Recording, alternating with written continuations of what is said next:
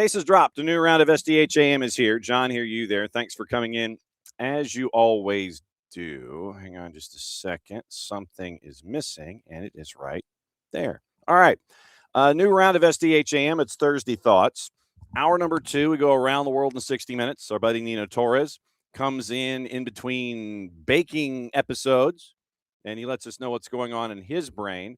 In South America, Portugal will probably have discussions about Benfica. We're going to talk about them in hour number 1. Don't get me wrong. We're going to be discussing that as well, probably with our buddy Nino Torres in hour number 2. Also, Niko Moreno, Pulso Sports Sounder at heart. He's going to be joining us. He is not in Marbella or Marbella. And we'll break down everything going on in Major League Soccer from the week that was, get you ready for the weekend that will be. There's a signing in Seattle that I know that he's going to want to talk about. I know that there is also gossip, rumor, innuendo, reports, and all the things, especially with Messi and friends. We've got that this morning. Morning, David. Morning, Alex. Morning, Ricky. And we'll get into Major League Soccer. We'll get into all the things there in hour number 2. Looks like in added time, we're going to catch up with one of the head coaches in the UPSL Final Four. UPSL Final Four is in Irvine, California, and it is 4 teams that have survived the bracket. It is New York Renegades, Miami United.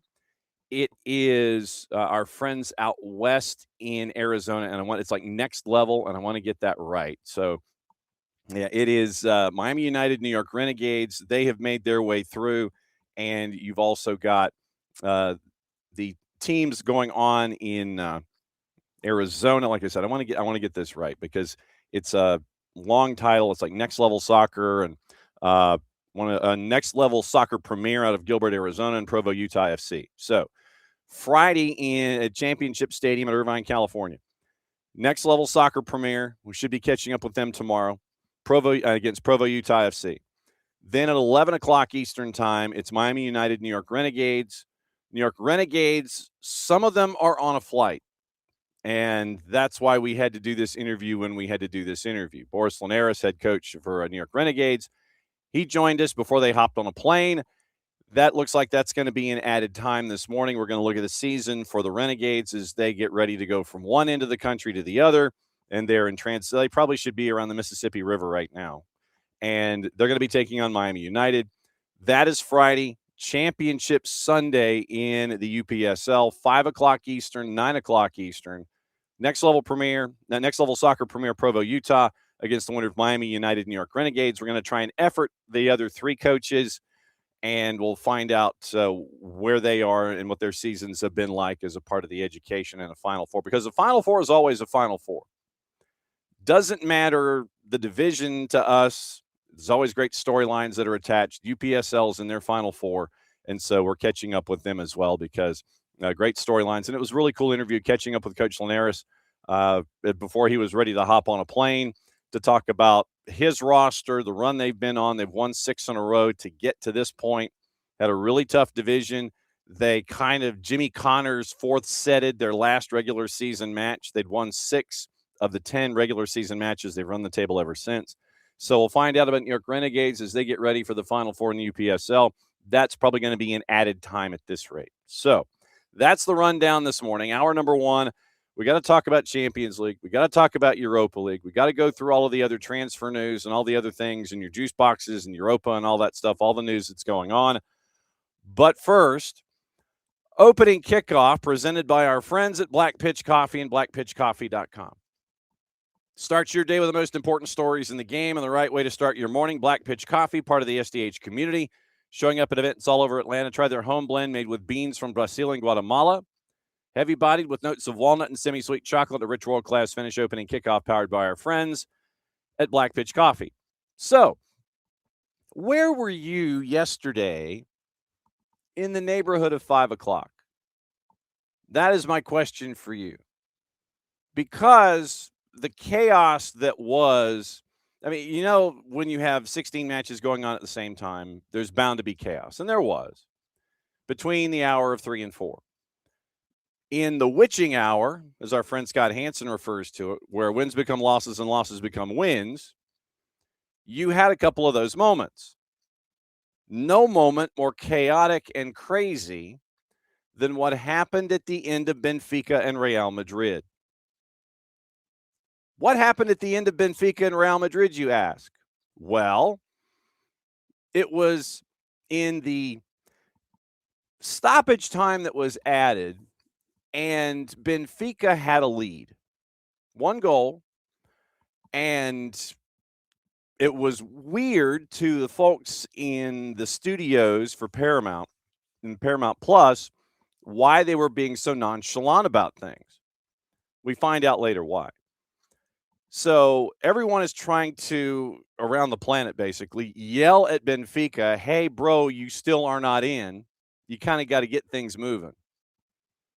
Your keeper, Trubin, just kind of chests it down. He's taking it easy and everything, you know. And then the word comes that you got to kind of speed things up. You're 1 goal short of making it into the final 24, but you got a boogie on this one. So Benfica gets it into the attacking half. Then you get a yellow card foul, and it was a yellow card foul. There's no way around it. So you end up with a set piece at 90+8. Everybody forward. You need a goal. Here's what happened, courtesy of our friends at Paramount Plus and UEFA. Ornes hangs it up there. The goalkeeper's there! Oh my goodness gracious me! This is unbelievable! A diving header from Trubin!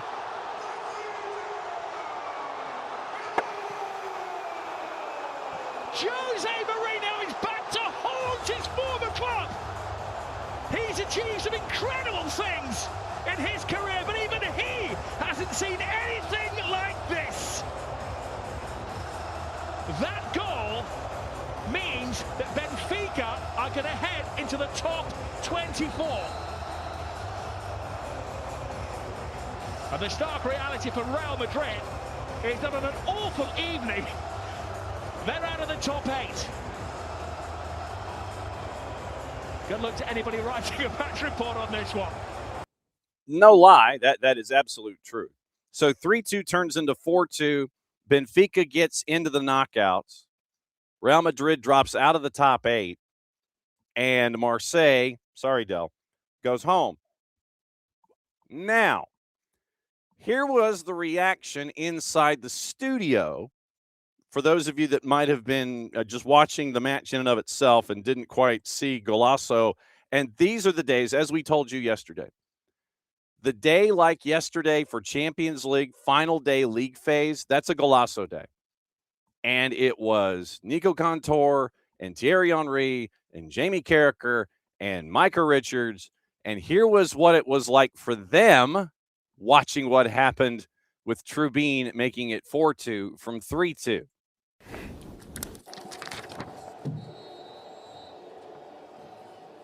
Oh, what a ball.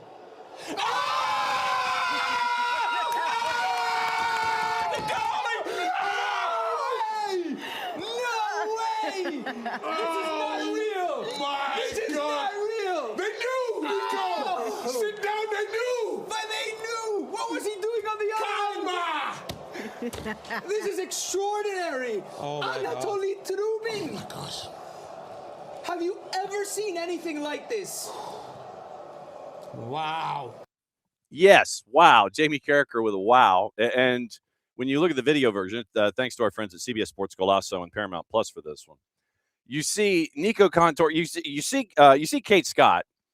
Kate Scott, table left, as you're watching, and Kate is going through her notes. She's trying to get her roadmap figured out. She's flipping pages. She's not really watching, but you have Nico, Thierry, Jamie, and Big Meeks. They're watching.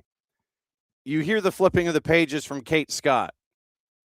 And then all of a sudden the goal happens. Nico leaps out of his chair and is basically airplaning around the set. He's losing his mind, but at the same time, since he's anchoring coverage for Golasso, and he's off camera, mind you, he's still got to talk about what the heck is going on. So literally the goal gets scored. Nico lays out. And we got to catch up with Nico when he comes back to this side of the Atlantic to talk about USL League One anyway. But you have Nico leap out of his chair, and he's airplaning around the studio, And he still has to describe Anatoly Trubin and the goal to make it 4-2 that gets Benfica in and knocks Marseille out, sorry, Del. Now, after the match, once again, courtesy of our friends at Paramount Plus, microphone in the face of Jose Mourinho. What in the wide world of sports happened, sir? Here was his answer. He could do it. We knew that he could do it. We were losing in Porto a couple of weeks ago, and in the last minute he went there and he almost scored. So we know that the big guy is capable of this. The quality of the service, of course, is the most important thing. You have to put the ball there. But it's an amazing goal for the guy. When did you know you needed just one goal? When did you look at... When I make the changes, the last changes, Ivanovic and Antonio Silva, I was told is enough. So let's close the door. When I make the changes a few seconds later, they tell me we need one more goal. But I cannot make more changes. So that was the lucky point to get a free kick that allows us to go there with the big guy. Which is what you thought, what you sensed. I'm sorry.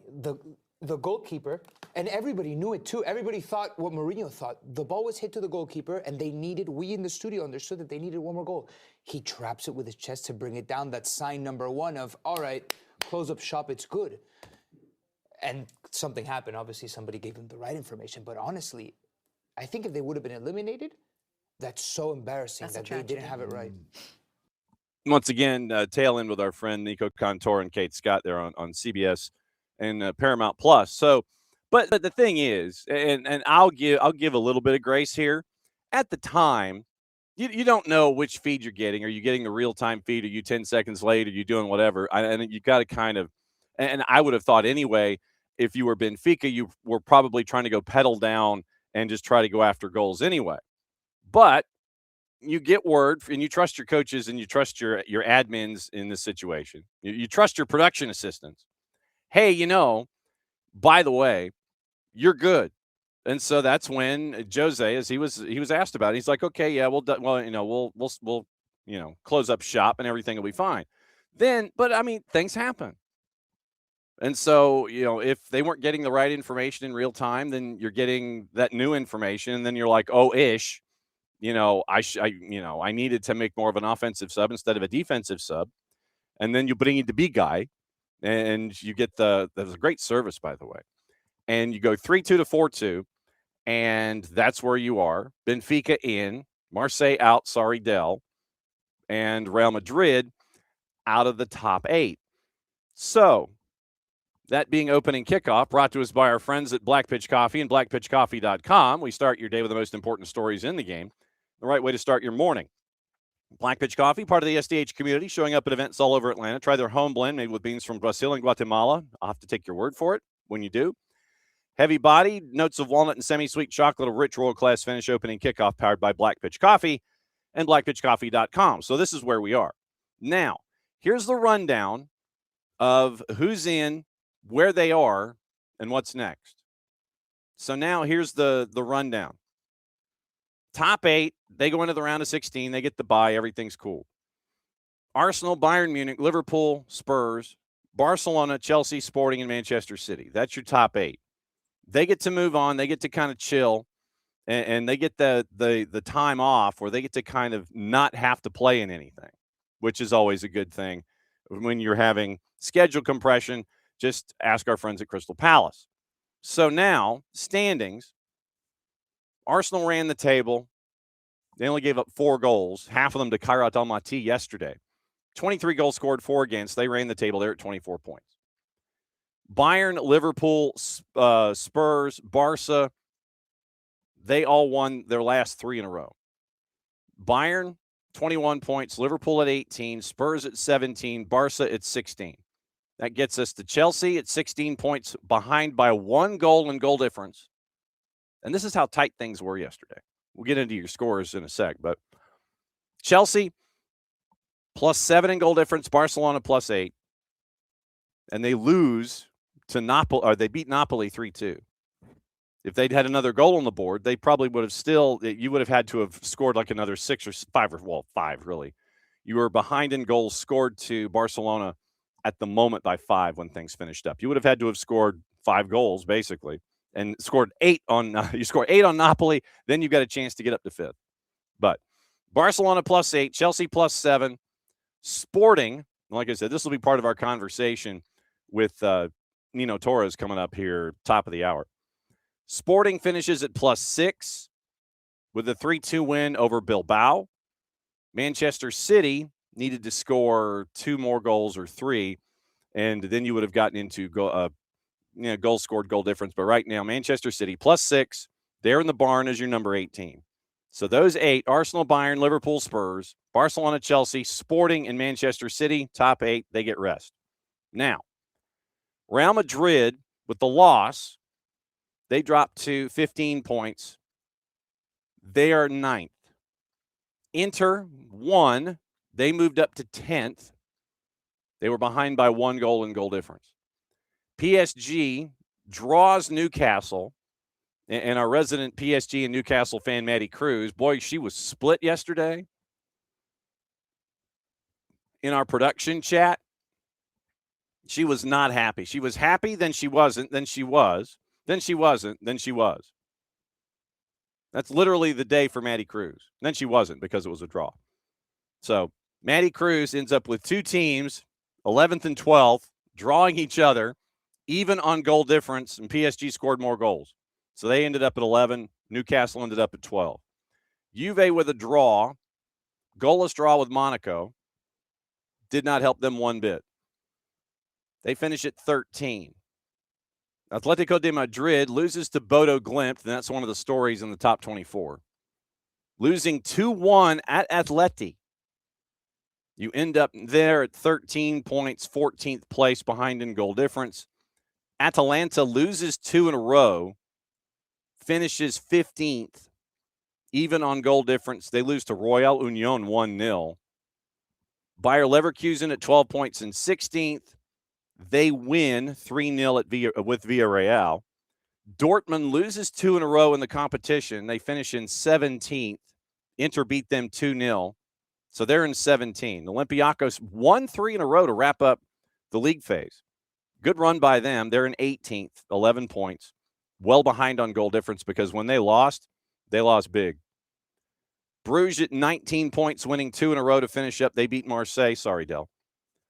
Galatasaray, Mauro Icardi, they lose 3 of 4. After their hot start, they still make it in at 10 points. And they scored less goals than Bruges. That's why they were 20th. Monaco, goalless draw with Juve. They're in 21st. Horrendous goal difference. Karabakh loses 3 of 4. And, all the talk that we had on soccer over there about Liverpool, shoot, play Karabakh all the time. Put 6 on the board there, winning their 6-0. Worst goal difference of the 10-pointers. They finish in 22nd. Bodo Glimt with the win. They get into the knockouts. Good luck playing north of the Arctic Circle. So Bodo Glimt is in, -1 in goal difference. They had 7 points in their last 3 matches. Bodo Glimt at 23. Benfica at 24, winning 3 of 4 on the race in. So that means Marseille at -3 in goal difference. Pafos -3 goals scored. 9 points also for Royal Union, well behind on goal difference. They don't get in. Marseille, Pafos, Royal Union, PSV loses 3 on the last 3 in their grid. So they finish at 8 points. They don't go. Bilbao loses on match day last. They finish 29. Napoli loses 2 of 3 on the way in. They finish in 30th. Copenhagen had a 1-0 lead. Then they didn't. Losing to Barca 4-1, they finish at 8 points. Ajax with 6 points. 2-match win streak snapped. Eintracht Frankfurt loses 4 in a row. Slavia Prague loses 3 in a row. Villarreal and Kairat Almaty, they lost 5 in a row. So now we know what the grid is. We know who's in. We just don't know the what. That's going to happen tomorrow morning at about 5 our time. And here's the deal. Don't ask me why. This is just what they thought. It's not as simple as we'd like for it to be. Beat 2, 3, 4. Because you have the teams grouped and seeded. And it's not just like 9 plays 24. That would be the easiest thing in the world. Not that simple. So you have 9 and 10 go into a group. 23 and 24 go into a pairing. And then they put them in like a, one of those lottery bowls. And then they figure out, okay, the first team we pull is so-and-so, and they'll play the other team. It's a draw. So either Team 9 or Team 10 is going to play either Team 23 or Team 24. It's not as simple as 9 playing 24. 9 or 10 will play 23 or 24. Draw tomorrow morning. So here's what it could look like. Basically, we have to think of 4 scenarios. Real Madrid or Inter. I can't believe I'm having to phrase it this way. Real Madrid or Inter is going to play either Bodo Glimt or Benfica. What we want is 9 playing 24. The easiest thing on the board. You want 9 to play 24. You want Real Madrid to play Benfica, but no, it has to be a weighted draw. Give the people what they want. Seriously, just do that. Give the people what they want. Give your pullback. Give the Kazuchika Okada pullback shot. Give the people what they want. No, we can't do that. It's got to be a weighted draw. So Real Madrid or Inter is going to play either Bodo Glimt or Benfica. Just give me Real Madrid and Benfica. Give me the frozen envelope. Talk to the folks at the NBA. Talk to the folks at the National Hockey League. Just talk to them about how they do the frozen envelope routine.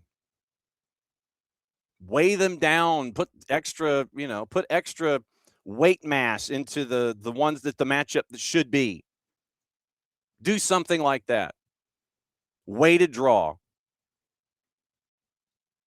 Real Madrid or Inter against Bodo Glimt or Benfica. PSG or Newcastle against Monaco or Karabakh. PSG and Monaco, they play each other in League. That one doesn't really have a whole lot of mess attached to it. Juve or Atletico de Madrid. Let's see, did I get that right? Yes. So it is Juve and Atletico de Madrid. Am I right? Wait a second. Hang on. Let's see. Monaco, Karabakh. So 2-4. So the third matchup. Yeah. Juve and Atleti. Bruges and Galatasaray. There we go. So Juve or Atleti against Bruges or Galatasaray. And then and the intrigue being Galatasaray being interested in Thiago Almada, if you want to add storyline to that. No update on that yet. And then you have Atalanta or Bayer Leverkusen against Dortmund or Olympiacos. And you can play teams in your same league in this go-round. You can do that. You know how when they did the initial draw, you couldn't have teams that were in your league in your draw. You now can. So, because, what are you going to do? Not play somebody? So you can have, say, Leverkusen play Dortmund. That could happen. So you have your either ors all laid out, and that's how it is for Friday morning. I think it's like 5 o'clock, 5 or 6 o'clock in the morning, and we'll have those results for you tomorrow. We'll lay it all out for you in the A block as we get you ready for Atlanta United and Lexington. Remember that kickoff 1 o'clock tomorrow. Pre-game, I think about 12:45 at atlutd.com/live. Mike and Jason will have the call for you there. So the either ors will be decided. But look, just give me the rematch. In this format, we're going to seed and then we're going to draw. Just make it 9 play 24, 10 play 23. Just do that. I don't want all of the intrigue of the weird stuff. Give me the matchup that we want. Give the people what they want. Give me Real Madrid Benfica rematch.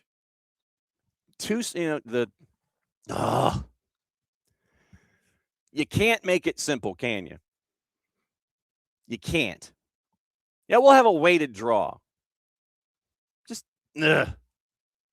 common sense. Sometimes common sense is the best way instead of overthinking a situation. Your first impulse should be your best impulse. Traditionally, it is. First impulse, 9 plays 24. It just so happens in this case, that's what it would be. Let it happen. No, we're going to have a weighted draw. We're going to do either or. You're having people think entirely too much. Just go 9. Just instead of doing all of the machinations of here's how we did it, and here's people spinning their hands in, and here's how they're going to pull out the money ball that's attached to a particular team. Just add more musical numbers. Just add more musical numbers to the whole process. Bring in Gallagher or something. Just let 9 play 24. Nope, we're going to have a draw, either or. But anyway, 5 or 6 o'clock. I think it's 5 o'clock tomorrow morning is when we're going to have our answers. Just give me 9 and 24. Just give me the rematch for the two-legged thing. Come on. It's not that hard. So anyway, that's your rundown. Your either or's draw is tomorrow morning at 5. Then we'll have our answers, but I would just ask UEFA to sit there and consult with the NBA, wink, wink, nudge, nudge, about how to do frozen envelopes or weighted balls with numbers, Lotto 649 style, what have you. So anyway, that's your rundown of what happened yesterday with last day league phase and Champions League. That gets us to today. And you're going to have, I imagine you're going to have Golasso today when it comes to anything and everything that is involving Europa League. Europa League, they are in their last day of league phase. And you have your ish ton of matches here too. And they're all at 3 o'clock. 3, 6, 9, 12, 15, 18 matches. 18 matches at 3 o'clock. We'll go over juice boxes here, then we'll go over scenarios and let you know what's going on here. So you just set up Golasso. Don't, unless you've got like the thing with your cable company where you can sit there and watch either 4 or 8 or whatever, just go Golasso on this one too. All of them at 3 o'clock. Villa favored hosting Salzburg at a minus 244. Salzburg a plus 547. Basel hosting Victoria Pilsen at a plus 110. Victoria Pilsen a plus 218. Real Betis, big favorite at home against Feyenoord at a minus 161. Feyenoord a plus 370. Celtic and Utrecht. Jarrett Smith might be keeping an eye on this one. Celtic at a minus 227. Utrecht a plus 548. Red Star and Celta de Vigo. Red Star favored at home at a plus 127. Celta de Vigo at a plus 195. Porto, minus 435, hosting Rangers, who are north of plus 1,000. FCSB hosting Fenerbahce. Fenerbahce, big favorite on the road at a minus 175. FCSB a plus 438. Go Ahead Eagles, big underdog at home against Braga. Braga a minus 147. Go Ahead Eagles a plus 378. Genk, big favorite at home against Malmo at a minus 333. Malmo a plus 815. Lille hosting Freiburg at a plus 100, even money. Freiburg a plus 269. Ludogorets minus 128 hosting Nice at a minus 128. Nice a plus 313. Lyon plus 124 hosting PAOK at a plus 212. Maccabi Tel Aviv hosting Bologna. Matchup is at the TSC Arena. Maccabi Tel Aviv a plus 761. Bologna minus 294. Midtjylland a minus 115 hosting Dinamo Zagreb at a plus 305. Nottingham Forest at a minus 189. We do have Forest reports coming up here in a bit. Forest a minus 189. Ferencváros and our friend Stephen Glass and Robbie Keane on the road at a plus 534. Panathinaikos a plus 438 hosting Roma at a minus 149. Sturm Graz a dog at home at a plus 188 in the composite, courtesy of our friends at Odds Portal. Braun a plus 146. Stuttgart a minus 526 hosting Young Boys, who are almost a plus 1,200. Now, standings coming into today. Once again, same setup. 1 through 8, 9 through 24, 25 through 36 go home. We already have a couple that are not going to be going into the next round. Lyon and Aston Villa, both at 18 points. Once again, one team wins, one team doesn't. You just have to better the result of the other guy, and you end up as the number 1 overall seed. Lyon gets PAOK. Aston Villa, who is 4 goals behind in goal difference, gets Salzburg. Freiburg is at 17 points. They are third. Unbeaten in their last 5. They've won 2 in a row. 2 teams at 16 points. Midtjylland with Dinamo Zagreb, and they're 2 goals ahead of Braga in goal difference. Braga might be able to put up a number on go-ahead Eagles. Midtjylland's going to have to look over their shoulder. Roma is in 6th. They've won 4 in a row to get to 15 points. 2 ahead of Ferencváros on goal difference. So if Ferencváros gets any kind of a result, in theory, they should be top 8 because there's a little bit of spacing and they have superior goal difference heading down to teams that are with 12 points. So you could have Robbie Keane and Stephen Glass with a couple of days rest if they stay top 8 after today.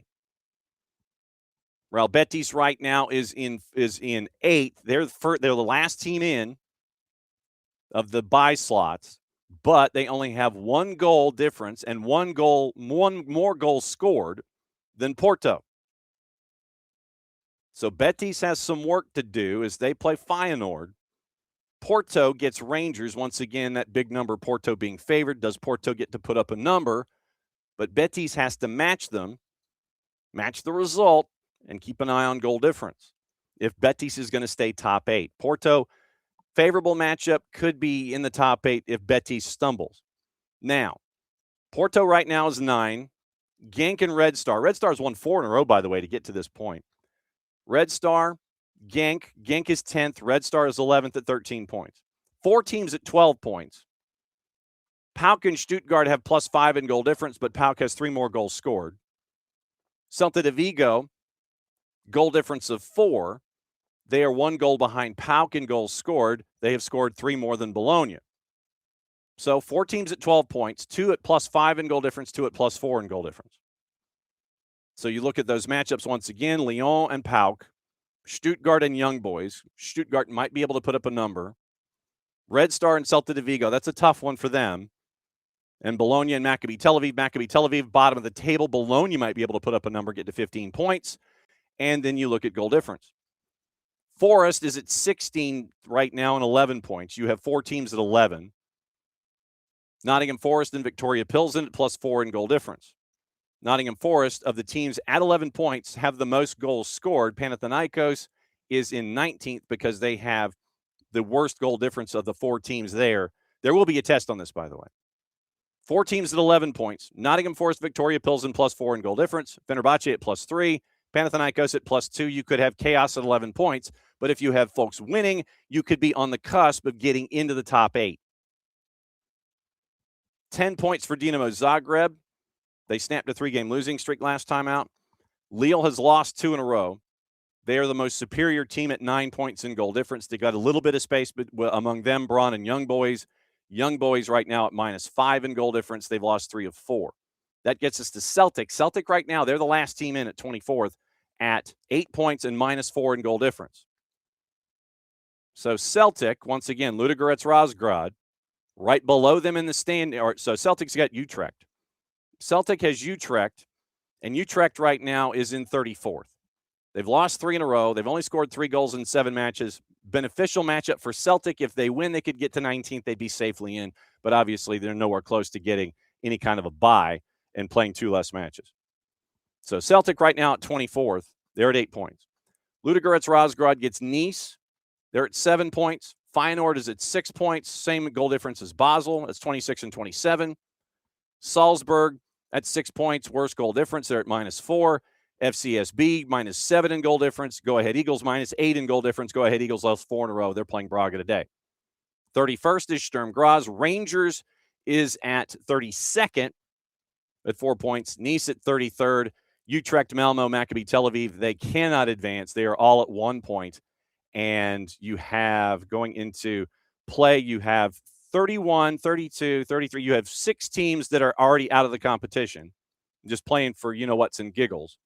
Sturm Graz, Rangers, Nice, Utrecht, Malmo, and Maccabi Tel Aviv. Those are the 6 teams that are out.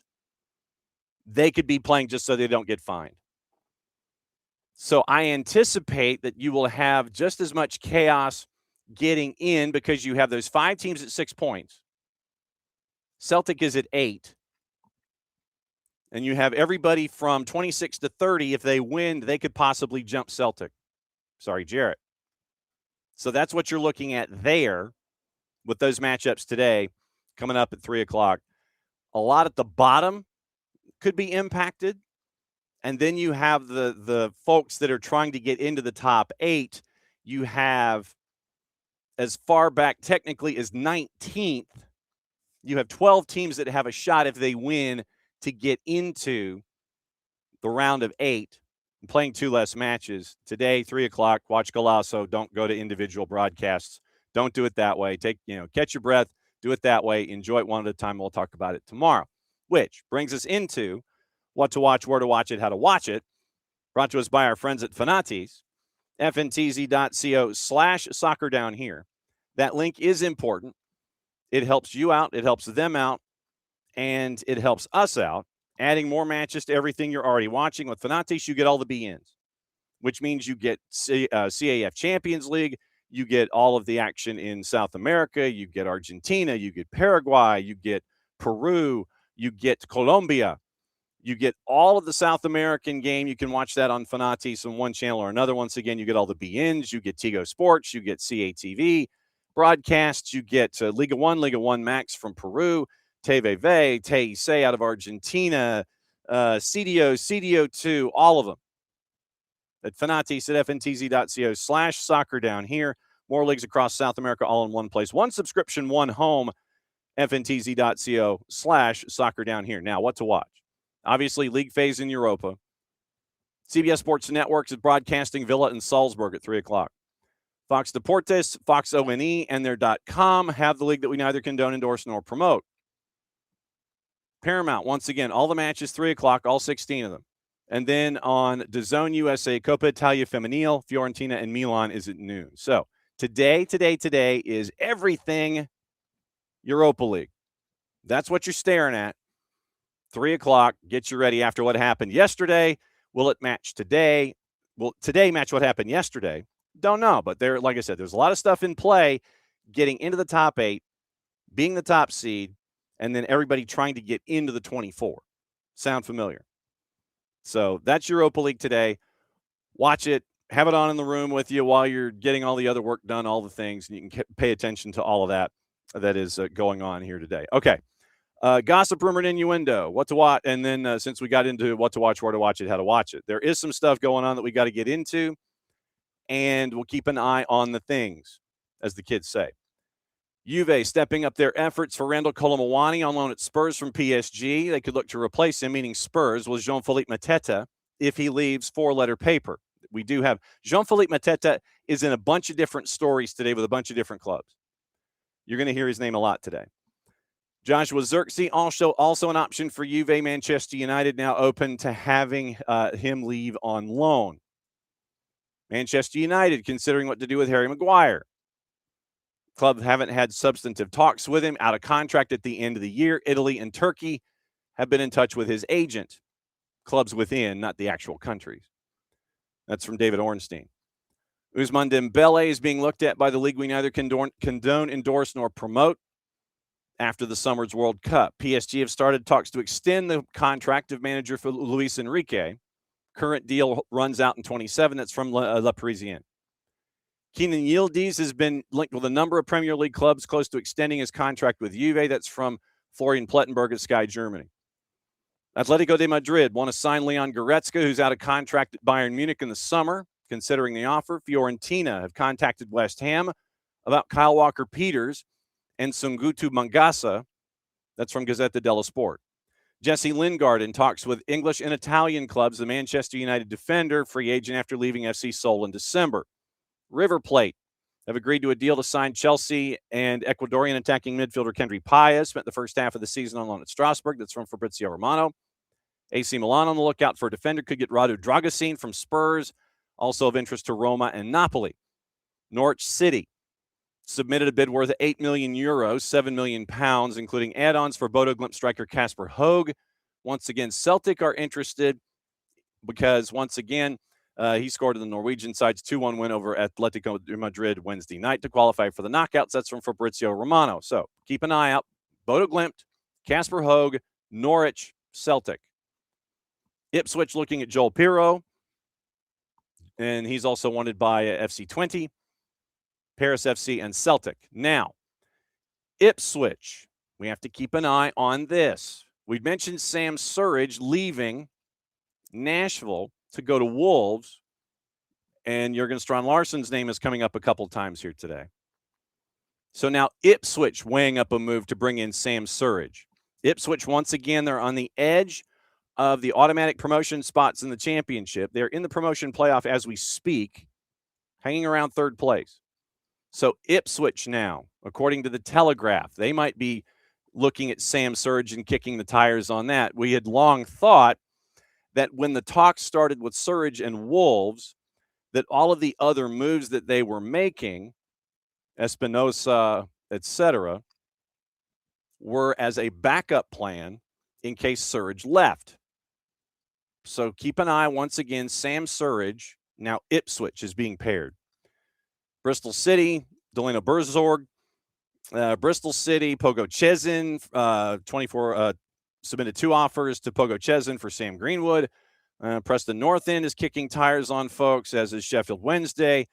Watford working on a deal to sign Georgian center back Saba Golakidze from Udinese. West Brom are interested in Austin FC Joseph Rosales after the Honduran international worked under Eric Ramsey at Minnesota United. So that one makes sense too. And then Hull City striker Enis Destan close to moving on loan to Westerlo at the end of the year. So from an MLS perspective, Joseph Rosales to West Brom, because that's where Eric Ramsey is. And remember, that was a move that happened with Rosales this offseason from Minnesota United to Austin. So Austin could be in a position to flip Rosales to West Brom. We'll see what happens there. And then obviously the other move that we were discussing, Sam Surridge from the Telegraph to Ipswich. Keep an eye on that. Now, Cesar Luis Merlo has been a very, very busy man this morning. And part of that involves Major League Soccer. And it is another bombazo from Cesar Luis Merlo. Inter Miami has made an offer to buy Tobias Ramirez, a defender from Argentinos Juniors.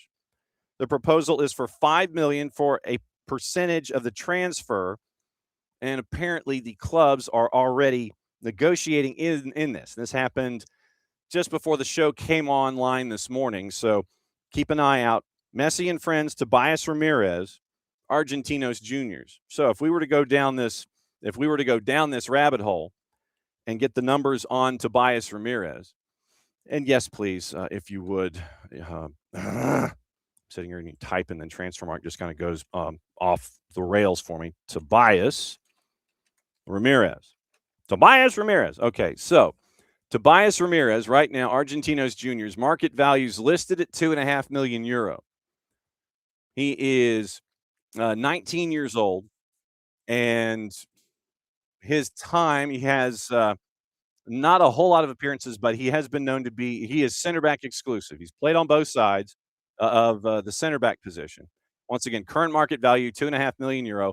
Highest market value was almost a year and a half ago when he was listed at 4.5. So he has 20 caps for the U20s for Argentina, 27 caps for the U17s for Argentina.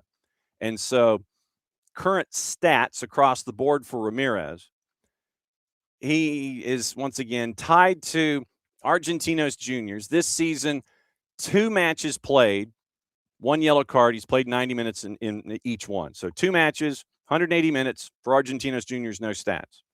In 2025, it was 10 matches, all comps for Argentinos Juniors, no goals or assists, but once again, clocking up minutes.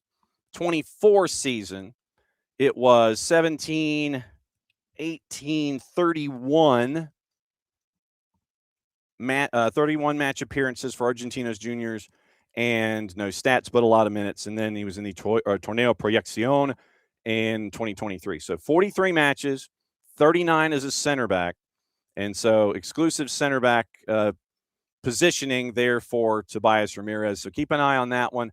5 million percentage of the pass, and Messi and friends keeping an eye out for that one. Now, let's get into all of the other more up-to-date European stuff, plus the MLSian material before Nino Torres joins us once again, top of the hour. Now, we mentioned Nottingham Forest. Mentioned Jean-Philippe Mateta. Let's combine them. Our buddy Ben Jacobs remain in talks. Believe they've made a competitive bid. Crystal Palace is sticking to that £40 million valuation as it stands, anticipating further interest before Monday. The arrival of Jurgen Strand-Larsen on a £50 million package is expected to catalyze, Ben's word, Mateta's departure. So if they bring in the hashtag Mateta replacement, then you end up with Jean-Philippe. You end up with Jurgen Strand-Larsen in, Jean-Philippe Mateta out, Mateta possibly to Nottingham Forest. Crystal Palace once again verbally agreed before the show came on this morning to 45 plus 5 for Strand-Larsen. Leeds wasn't willing to go above 40 million. And so that's where 1 plus 1 equals in and out. Oscar Bobb's going to complete his £27 million move to Fulham today. Manchester City gets a 20% sell-on and matching rights. We mentioned no formal bid with Strand-Larsen. Carter Cody goes to Charlton Athletic on loan from Wrexham. Lucas Paqueta's €42 million move to Flamengo. Now, negotiations lengthy, led by sporting director Jose Boto. Started before Christmas, actually. West Ham had actually originally asked for €60 million last year, $50 million earlier this month. Payment made in several installments through 2028. Flamengo was never prepared to do a loan back to West Ham until the end of the year. So Strand-Larsen seems to be like the big name that you're keeping an eye on with the ins and the outs. So Strand-Larsen, Mateta, Wolves, Crystal Palace, Nottingham Forest. Keep an eye on those folks once again, bottom of the table. Another thing from Cesar Luis Merlo this morning. Tigres is in advanced negotiations to sign Cesar Araujo. You remember him from the purple team. Won Open Cup. And so closer to becoming a Tigres player, Super Deportivo has learned Araujo very close to becoming a reinforcement for Tigres in the next few hours, according to Cesar Luis Merlo. Expected to travel to Nuevo León to undergo a medical and sign a deal.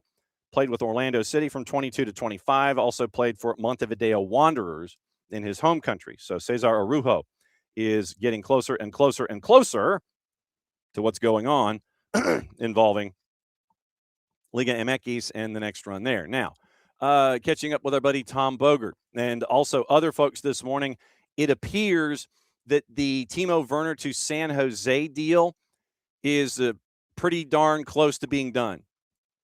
Folks are saying that it is a done deal, but we don't have the picture of Timo Werner with his hand holding a pen, smiling, staring into the camera over a contract that he's not touching with the pen. We don't have that yet. Some folks are saying done deal.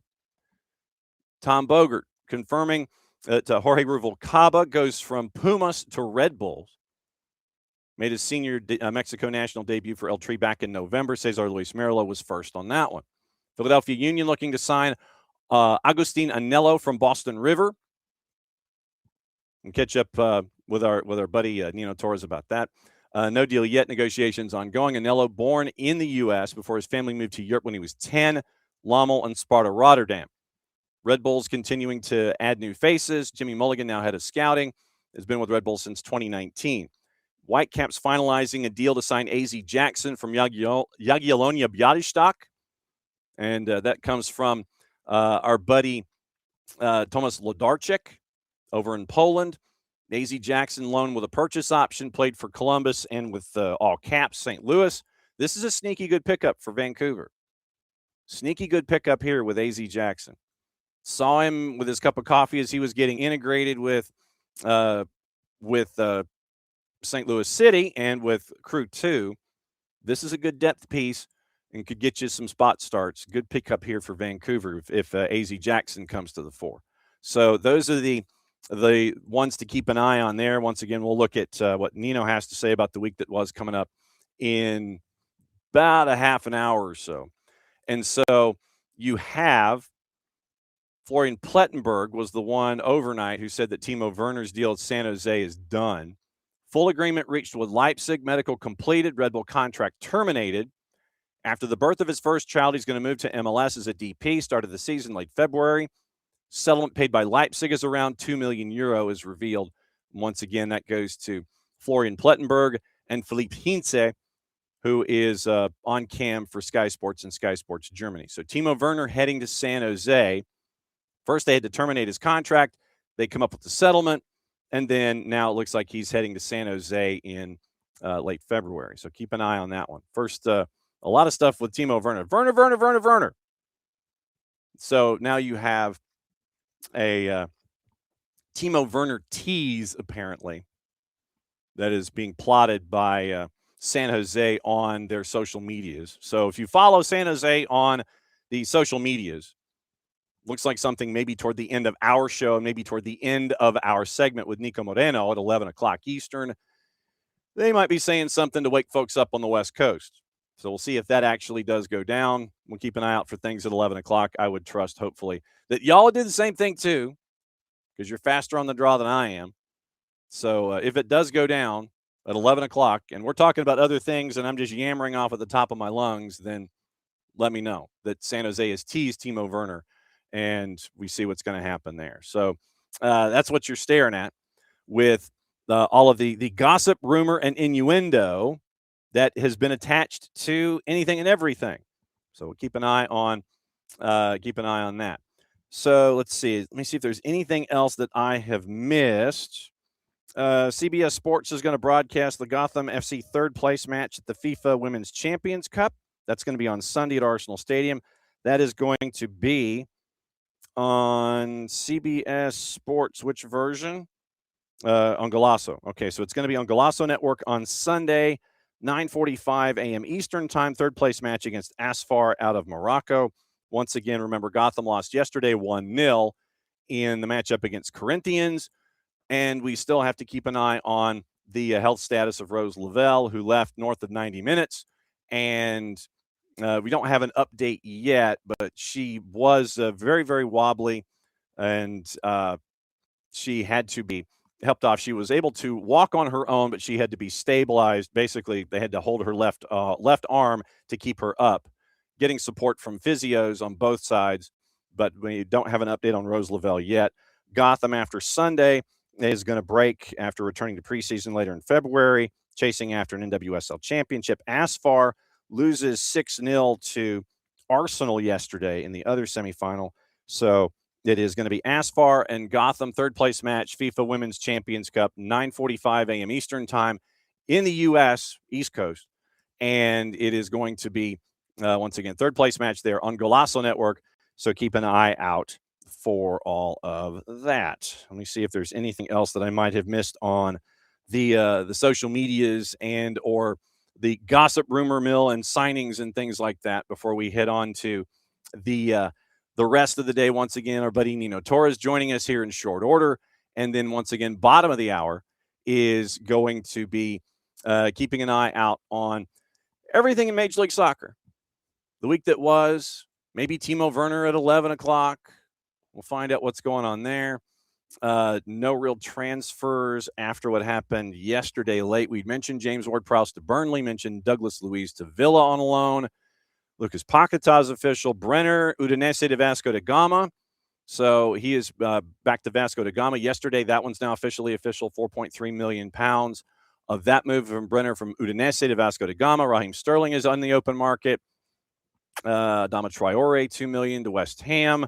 I think that's where we are. I think we are legit caught up, at least in all of the transfers and the rumors and all that other stuff. Oh, a couple of things from the deciders of the all of the activity in soccer. There were a couple of other things, quick notes that I wanted to get into because let's see, I'm already there. Let's see. It wasn't that one. Okay, this. I wanted to let you know about this before before our buddy Nino joins us. Yesterday, I don't know if you saw this. The entire executive committee of the Football Association of Malaysia has resigned over allegations the organization doctored citizenship documents so foreign players could play for Malaysia. FAM, that's literally their acronym, Football Association of Malaysia, argues it was an administrative error and that the players are legitimate citizens. Don't know how many players, but yeah, no, they're all legit. Specifically, FIFA's accusing FAM That just seems that's like them trying to be all hip and cool. It's like, hey, fam, FIFA's accusing FAM of tampering with 7 foreign-born players' citizenship documents so they could qualify for Malaysia under the, quote, grandfather rule, end quote. Alleged forged birth certificates made it appear players' grandparents were born in Malaysia. FIFA investigators said the original birth certificate showed the grandparents were born in countries such as Argentina and Spain, matching the players' birthplaces. This constitutes, quote, pure and simple a form of cheating.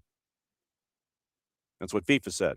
3 matches overturned to 3-0 defeat, 7 players fined and suspended, fined 350,000 Swiss francs. FAM appealed. FAM appealed to CAS. CAS temporarily lifted the players' suspensions while it reviews the case, expected to give a final verdict in late February. La Liga has taken legal action against its players over the 15-second stoppage that took place on match day 9 in protest of the league's plans to move the match between Villarreal and Barca to Miami in December. They filed a court case to determine whether the stoppage violated labor laws, though the Spanish Footballers Union claims it was a peaceful and symbolic form of protest, which is what I thought it was. Players claim the decision to move the match abroad was made without proper consultation with the union. 15-second protest, one of the factors that led to the cancellation of the match. Javier Tebas said he felt cancellation meant that Spanish football lost an opportunity. And said critics of the Miami game who cited tradition had, quote, a narrow-minded and provincial perspective. Tebas claimed the matches were stopped under the guise of freedom of expression and the rights of this kind are requested 5 days. So, okay. All right, let me bring in Nino because I've got to clear this up. So, all right. So, is there any construction going on outside? No. Okay. Are the police outside? That I can't guarantee. Okay. All right. So, let's keep the sûreté away from us for another minute here. There's this story about La Liga and taking legal action against their own players. So Javier Tebas claims that matches were stopped under the guise of freedom of expression and that rights of this kind are requested 5 days in advance. Our footballers union should roll out the red carpet for La Liga every time they see us because 70% of what we sell in rights goes to their salary. So Javier Tebas apparently is claiming freedom of expression.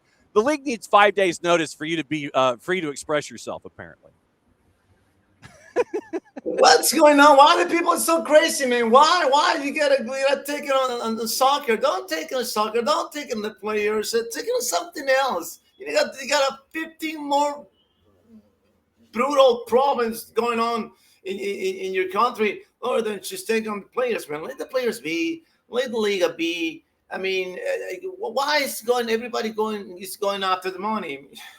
You know why they're going after the money, right? But, just let the sport be the sport, man. Just let the sport be the sport. I mean, it's not like the players are not getting paid. If the players are not getting paid, okay, that's a different story.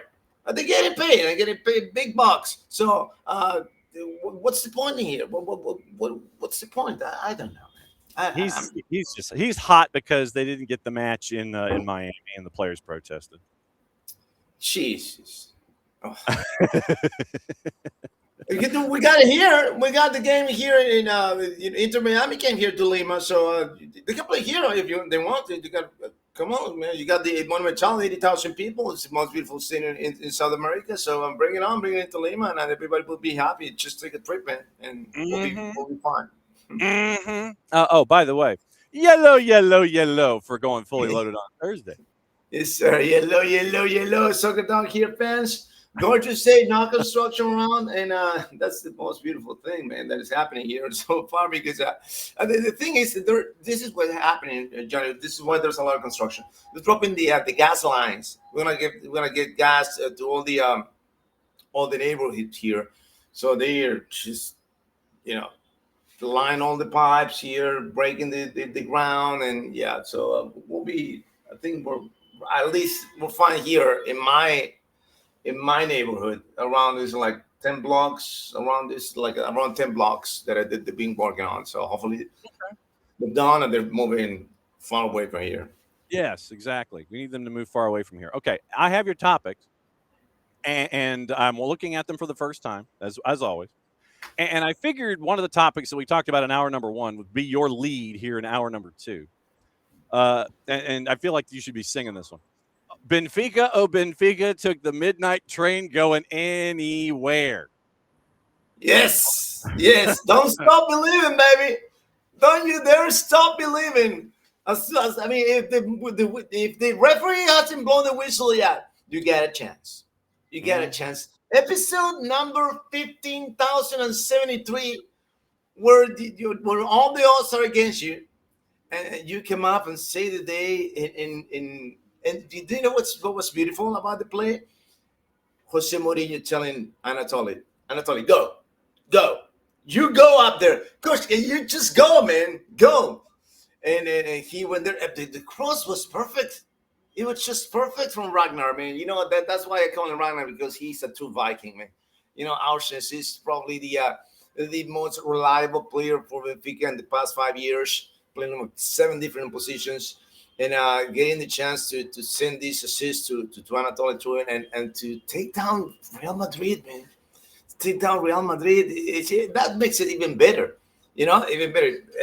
Former team from Mourinho, his birthday was a couple of days ago, and everything checks out perfectly and beautifully and magically for Benfica. I honestly, I didn't have any reason to believe that Benfica was going to take down Real Madrid. And forgive me, Benfiquistas. Forgive me, please, for doubting your team and your coach and your players. Yes. And, you know, you're talking about getting to the big guy. The big guy gets the score, and it goes 3-2, 4-2, and it's just chaos and personified. And it was a great day looking at the tail end of the witching hour for Champions League yesterday. And I was talking about how they're going to decide the knockouts. And instead of it just being, 9 plays 24, we can't do that. 9 and 10 get grouped, 23 and 24 get grouped. And so you could just have something that you don't want. If it was 9 and 24, you get your rematch immediately. Right? That would be nice. No, we can't have. We can't have. Do that. No. Who that was? Oh, Benfica and from there. It's not gonna happen. We're not gonna make it happen again. But again, to the point of the actual competition, of the actual format of this Champions League, I think it's more exciting, man. John, I mean, we're catching on. You know, you got situations like this that you didn't have before. You know, all the comebacks, the shockers, the upsets coming in the knockout stage, in the group stage in the Champions League. And now under this format, you got the opportunity, you got the chances to watch miracles like the one that happened yesterday. And Bodo Glimt also getting their last 2 matches and coming in at 22. So that was 23. So Bodo Glimt is in, knocking off Atleti, having 2 big wins back to back. They're in. Benfica's in. Karabag is in at 22. And so that's the fun there. Topic number 2. And you went Latin on me here. Habemus head coach for the Peruvian national team. Habemus. Nothing like the present participle of the verb to have. Habeo, habebe, habemus. We are having. If I'm conjugating properly Latin here, we are having a head coach for the Peruvian national team. If I remember my participles correctly, sir. Nicely done with the Latin, by the way. Nice. So yeah, it's been how long has it been? Since August. I think August is the last time we had a head coach for the national team. Of course, there was an interim coach. Everybody was saying, no, he's going to stay. No, Gian Ferrari, Manuel Barreto, because they're Universitario de Deportes, former president and technical director. They're doing whatever they want. And when are we gonna get our coach? We want this coach. No, you want that coach. How about the Chilean? And Gian Ferrari, he managed. This is remarkable, Johnny, because nobody had that name. We were talking about Gustavo Alvarez from Universidad de Chile. We're talking about Gustavo Quintero from Independiente. And different names, and then he came up with this. Mano Menezes, Brazilian head coach, who last time he coached was a Grêmio for the Brazilian.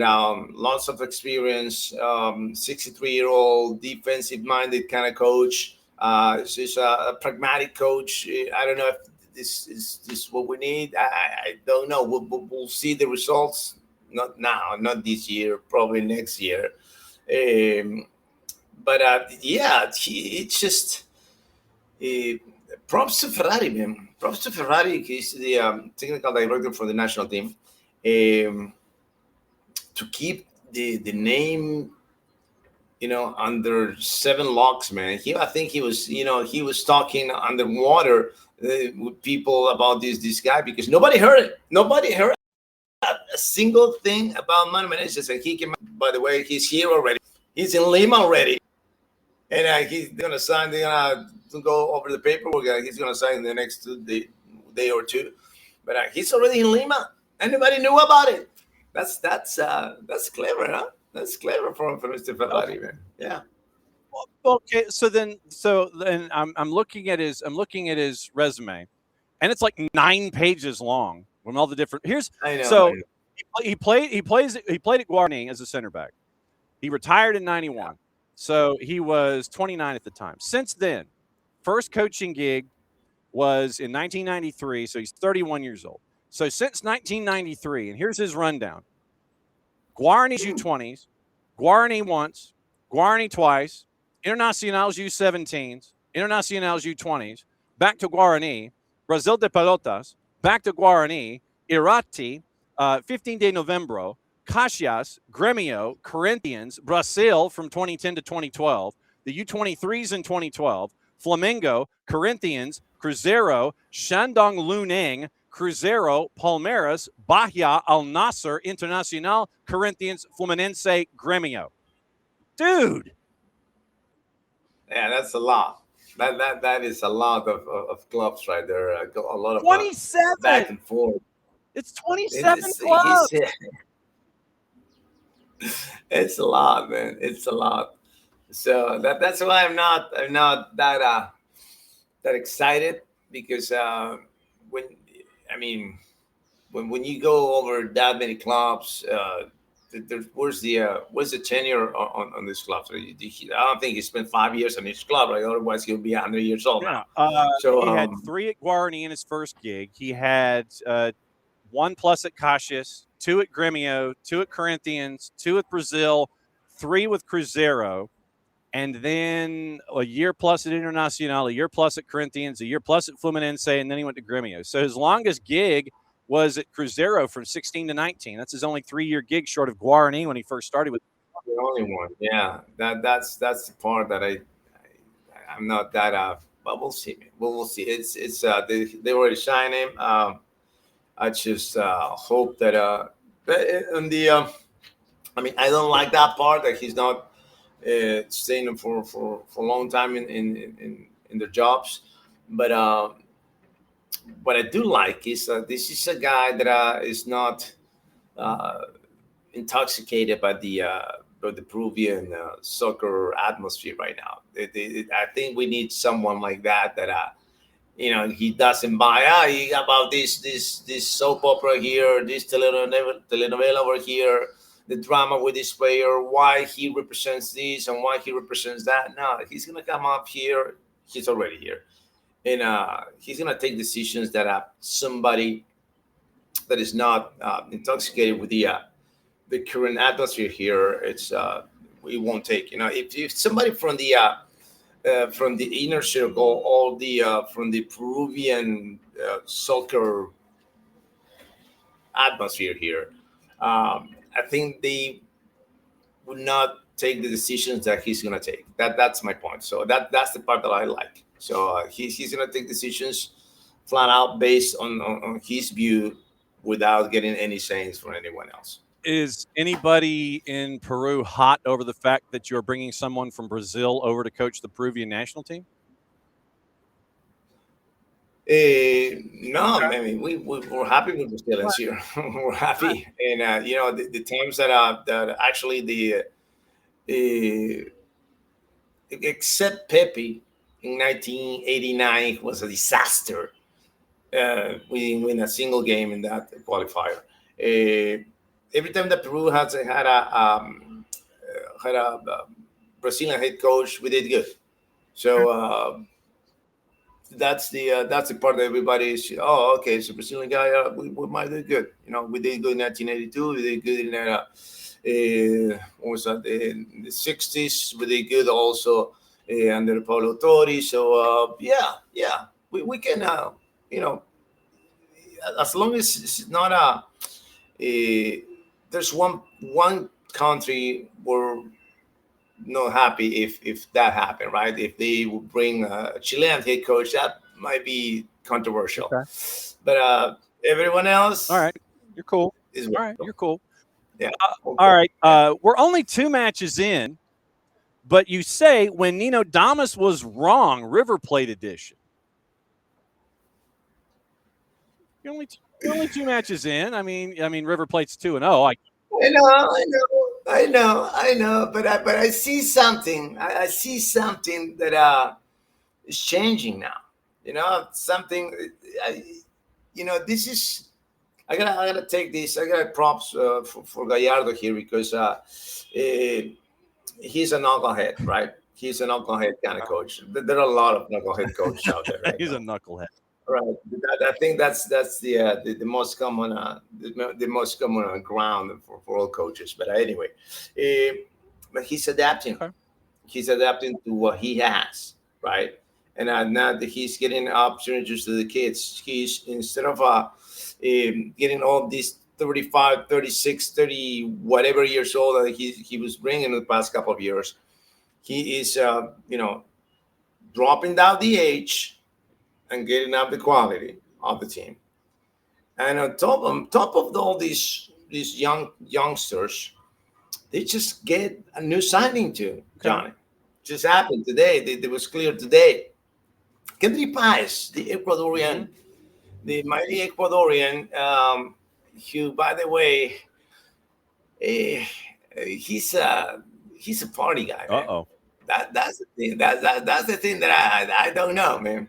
That's the thing that I'm not that sold on that kid. He's super talented, right? But here it tasted the dark side of the fame. So don't know about that in Buenos Aires is Buenos Aires is a sin city, but Buenos Aires is a sin city, and if you love the night, you love the boogie. So yeah. You love the nightlife. You love the boogie. You like the disco. Oh yeah. Then Kendry Páez might be digging it. Just so folks know, they just started the Apertura. They're in the second match week. It is 2 groups of 15, and you got more matches. And I give the LPF credit. You got games like at 3:00 in the afternoon, and you have one at 3. You'll have one at 5:15. You'll have one at 7:30. So I mean, literally at Fanatis, you can watch them all day long. And then you end up the top 8 in each group advance, and then they have more playoffs, and it's more confusing. But right now, River Plate, they're 2-0, and they have not given up a goal so far. They have beaten Gimnasia, and they've beaten Barraca Central, and their next matchup is coming up on the 2nd when River Plate takes on Rosario Central. And there you go. So it's beating Barraca. Is that away? Yes, it is at Rosario Central on the 2nd. So that is where that one is. That's match number 3 for them. Also on the board, sir, you had it's almost like a combo plate item here. TV rights in Peru. Soap opera is over. Everybody wins. Oh, do they? Yes. Finally, everything was settled with the TV rights.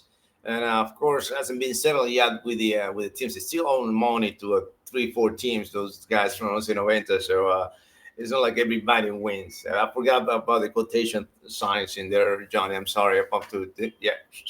Right, because I don't know if everybody's winning. But anyway, so Movistar is the biggest provider here, cable provider in Peru with over 1 million subscribers.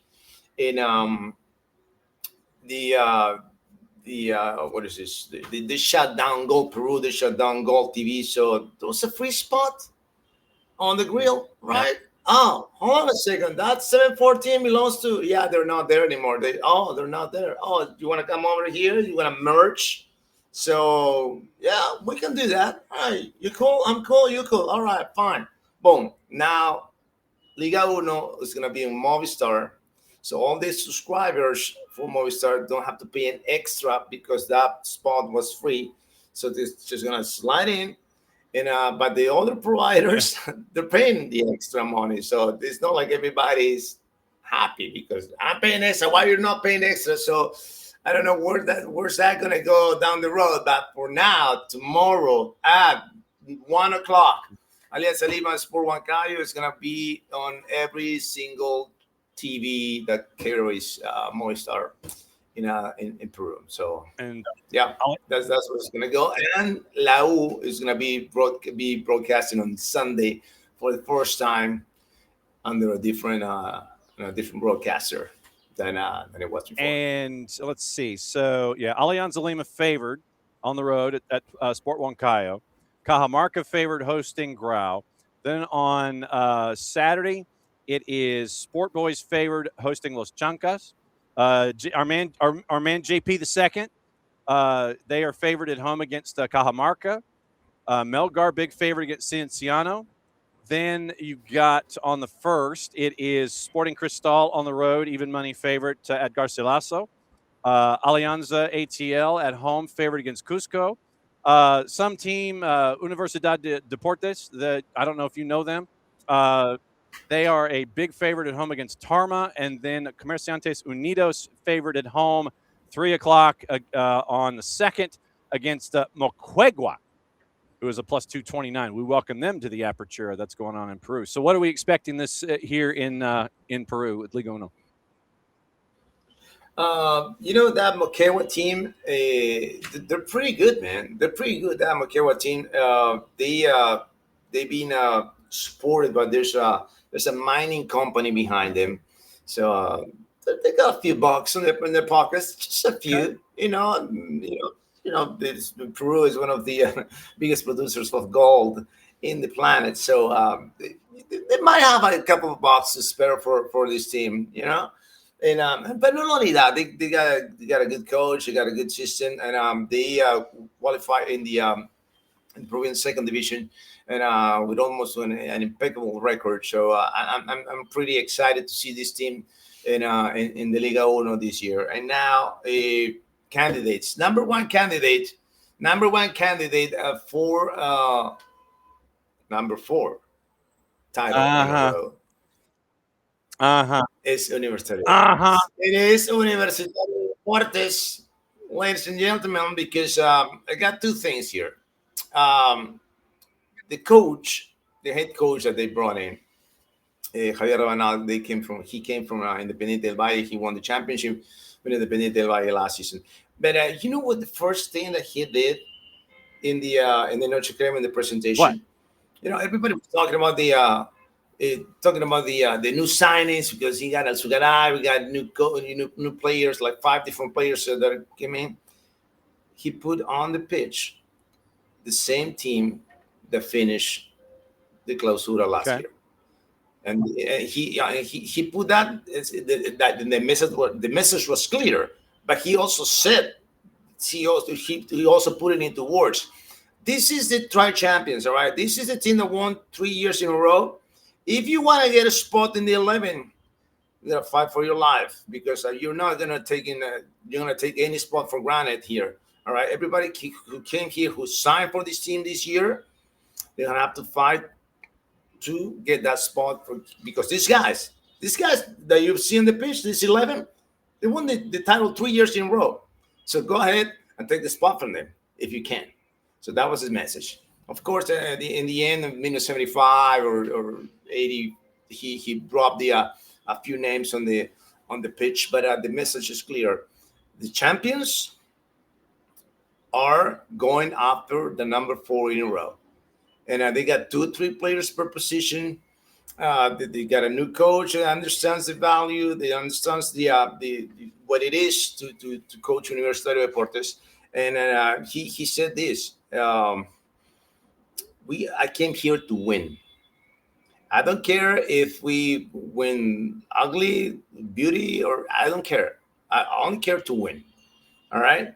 And also, he said about the players, and he understands the culture of University of Porto. He's not a flashy guy. He's not we're gonna have parties. We're gonna celebrate. No. I'm getting here.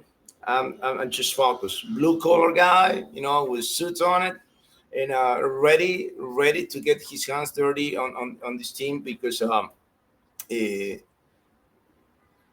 understands what it is to coach University of Porto. And he didn't promise a title. He promised hard work. All right. I'm not promising you a title here. I promise you that I'm gonna fight every single freaking game from the day one to the last day of the tournament. All right. Then because of this, I'm putting number one as University of Porto State to win the title again. Number two, because of the signings, but they still gotta put the pieces together. All right. Alianza Lima, I'm gonna say is number two. Okay. Because of they signed very good players, man. They signed tremendous players. You got Girotti, you got options on both wingers. You got a good defense. You got the same goalie from last year. You got a new coach. He's trying to get this thing going and forget about or leave it in the past, whatever happened last week with the other players. And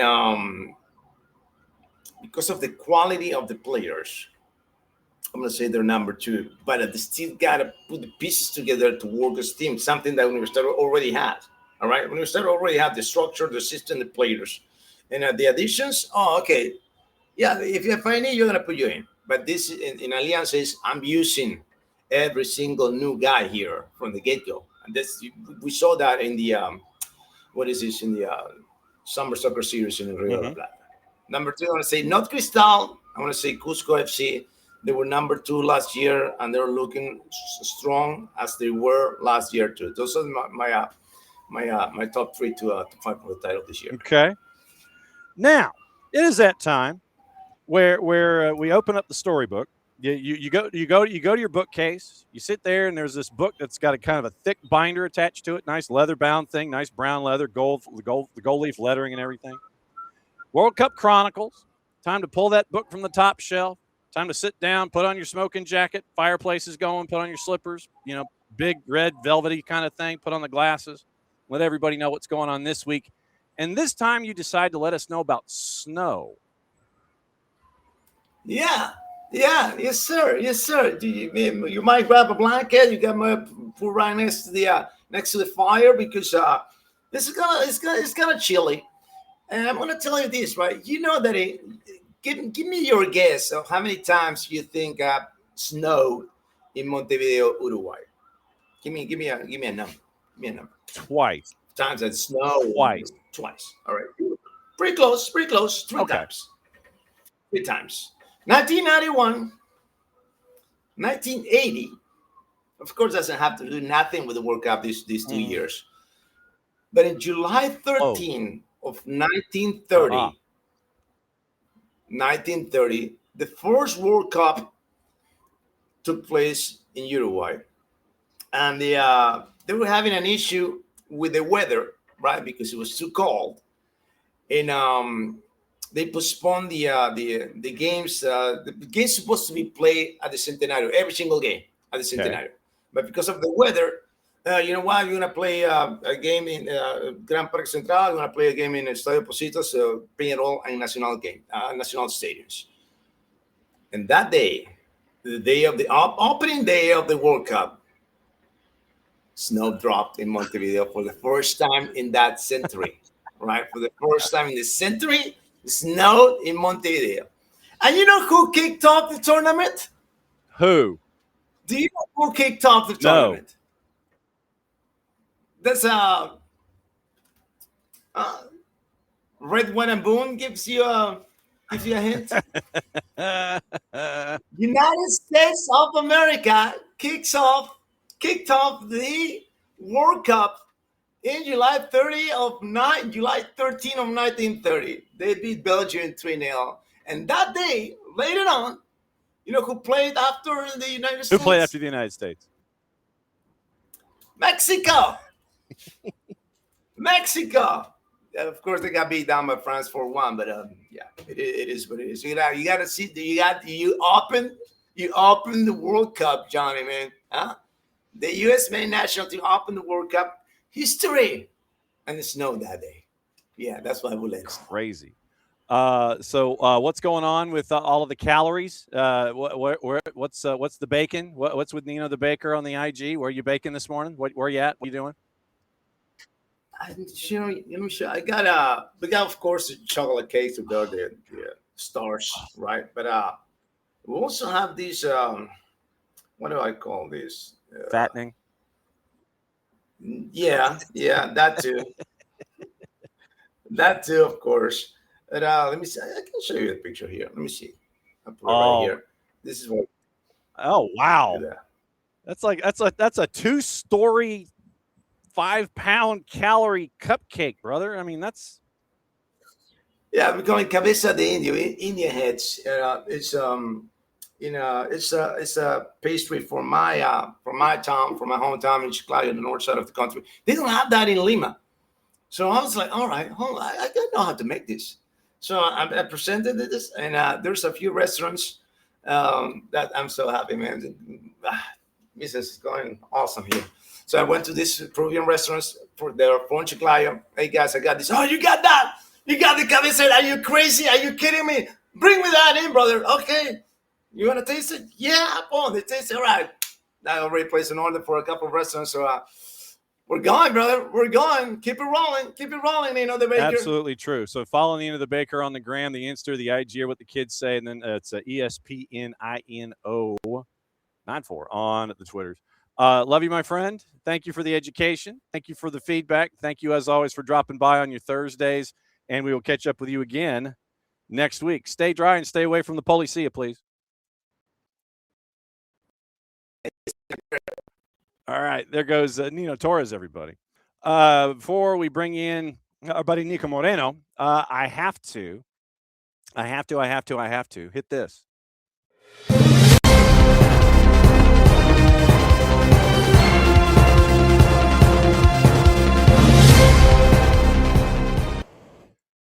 It's more like a developing story at this point, but I'll go ahead and I use the breaking news sounder. Get this.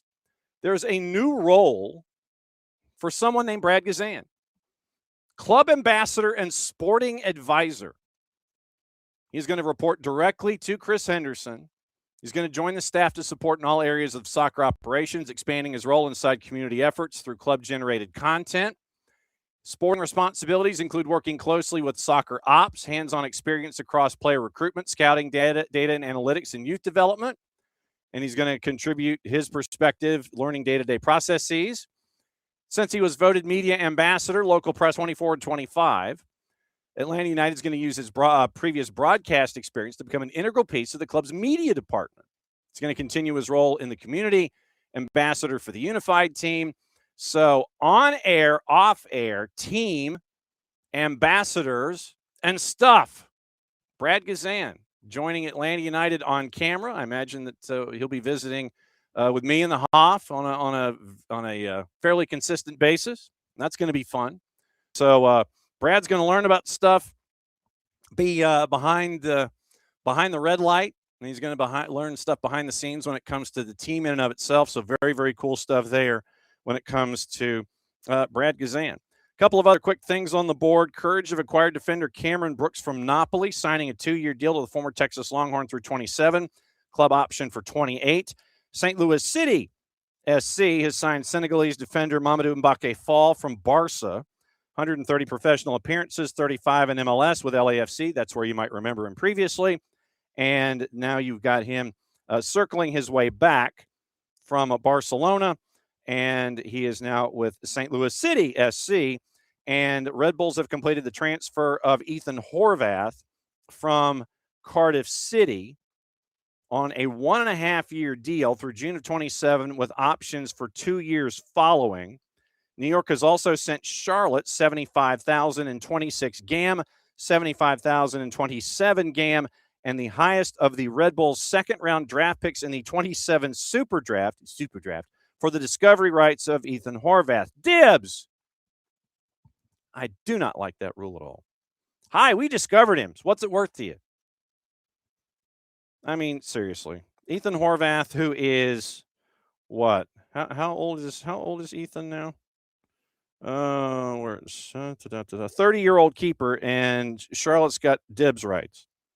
So he comes over from Cardiff City, free transfer from Cardiff, but New York sends $150,000 in GAM over 2 years and the highest of the second-round draft picks on the 27 Super Draft for the discovery rights of Ethan Horvath. So Ethan Horvath now has made his way over to Red Bulls from Cardiff City. So Brad Gazan, behind the scenes, in front of the camera with Atlanta United now as a club ambassador and part of the sporting operations department, which is very cool. Still going to be a part of the unified team and be that ambassador there. Very cool. Ethan Horvath to Red Bulls from Cardiff City, and Mamadou Fall is now with St. Louis City SC coming over from Barcelona. Eric Tommy has been signed by LAG, and he is through 27, club option for 27-28, and he had just finished up 3.5 years with Sporting Kansas City. So the 5'9" midfielder, age 31, is now going to be with LA Galaxy, guaranteed contract through 27, club option to follow, and pending successful completion of an entrance physical. Eric Tommy now is a part of everything going on with the LAG. So you've got that as well with, I'm trying to see if there's anything else that I might have missed going forward. So I think that catches us up in that regard with Brad Gazan. Yeah, so Brad Gazan, that was big. So let me say hi to everybody before our buddy Niko Moreno comes in and joins us here in a sec and see what's on everybody's minds. Yeah, inexpensive, long, he got blocked. So morning, Ricky, morning, Lokeville, morning, Kefsi. Let's see, morning, Abby. And let's see, morning, David. And let's see, morning, Will. And morning, Alex. And let's see, so Will and David and Ricky, and going through all of the chaos from yesterday in Champions League. Will is hanging out, watching in his office cubicle yesterday. So Abby, going to where shopping is a pleasure. So while she's shopping, catching everything there. So David, Alex, and Ricky, good morning. All right, time to go from Lima, Peru to the Imitation Palatial Estate in the Wasatch. Well, not necessarily. It's more like SeaTac. And we get to catch up with our buddy Niko Moreno, find out what's going on with Niko, with a Sounder at Heart and Pulso Sports. It's another Thursday, sir. What is on your mind with the fancy TV graphic behind you that I always like to see? What's the word? Hey, what's going on, everybody? See if we can catch up to the lag a little bit here. But excited to be on, of course. Got lots to talk about. Some surprising moves in MLS, some departures that maybe we could have seen coming a little bit. The Sounders got their first preseason game. We have some news from that end or that continent, and this Sounders team that has gone from Portugal and now is in Spain and continuing their preseason. So, man, lots to talk about, my friend. And this is cup number 2 of coffee. Always happy to be on, of course, Sound in soccer down here and with our SDH family. So yeah, man, let's do it. All right, so let's start with the home news. You got a signing, and it's obviously someone that drives you crazy, I'm sure. And he has his moments of brilliance, but he also drives you crazy. But he's also now officially under contract or added contract. So you get to say that's so new over and over and over again. Yeah, man. Look, this was news that we were waiting on for sure. Nuhu was getting close to the end of his contract.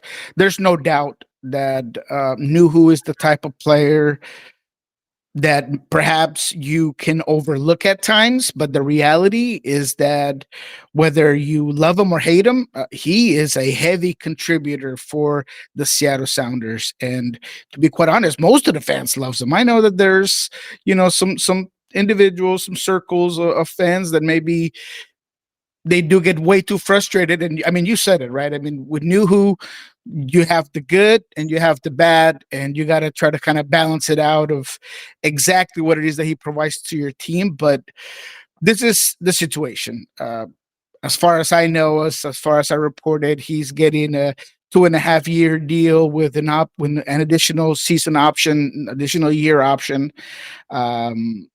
There was some interest from several teams for Nuhu, as there always is.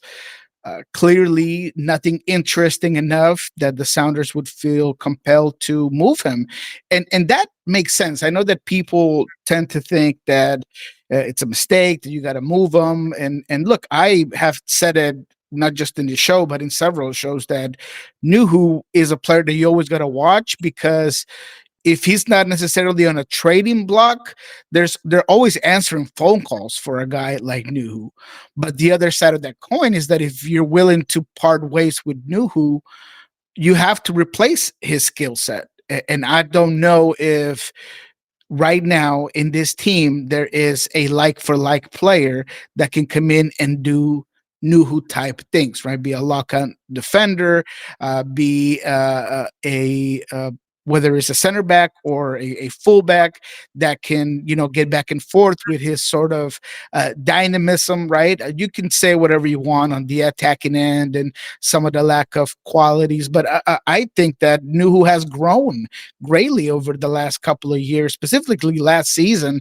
I thought his decision making, I thought his touch on the ball, I thought his delivery has gotten a lot better. So when you've put that much time into developing a defender, a clear, pinnacle of your back line, it's hard to part ways with that player unless there's an irresistible offer, and that just has not been the case so far.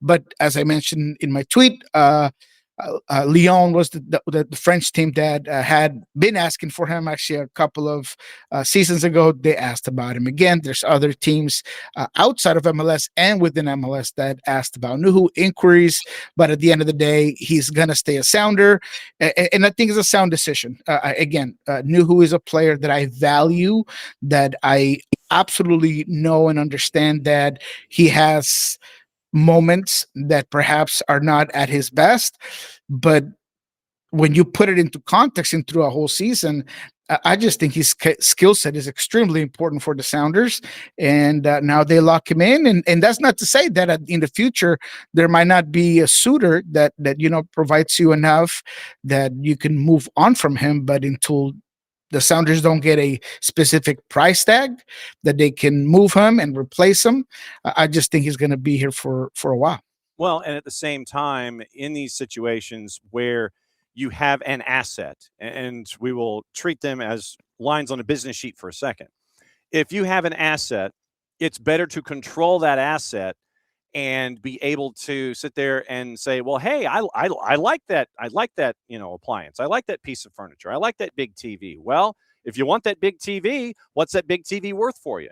You're in a better bargaining position if someone wants to come by and say, hey, I really like Nuhu. Okay, great, fine.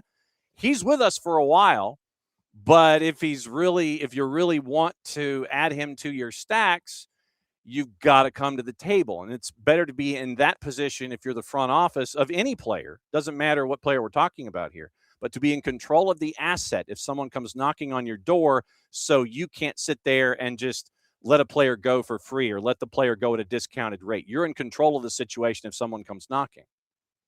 Absolutely. And look, he's only 28. And I say only because defenders have a longer lifespan, if you will, when it comes to soccer. He has the ability to perhaps be a center back in a 3-man system. So there's a lot of things that you can, as you mentioned, have a hold of a player that is not just going to make your team better and is going to contribute, but there's also an opportunity that you can as you mentioned, you have control of it. You could move him as you will, and there is a need for a player like that, right? The other thing about Nuhu is that we don't talk enough about is he's extremely durable. He's not injury prone. He is always in a great of fitness. He is a relentless player, and I think he continues to. I don't like to use the word mature because 28 you should be mature, but he continues to grow as a person, as everyone does, and so I really do think that he is a player that, if it was my team, I would absolutely sign him to an extension and see what the future holds. There's also other news that I haven't necessarily put out there. So it's nothing incredible. So we don't need to break down the news, breaking news music. But it sounds like Alex Roldan has also gotten a new deal, a multi-year deal with the Sounders. I don't have the specifics on how long that is, but it just seems like the Sounders are locking down those players that are either close to the end of a contract or at the end of a contract, thinking about the future, thinking about the change of calendar, because again, we're starting to see a lot of this 2.5 years or through June of 2028. So it's all a system. And Alex Roldan is another player that I feel like does not get the recognition that he deserves. He is another player that some love, some don't love as much.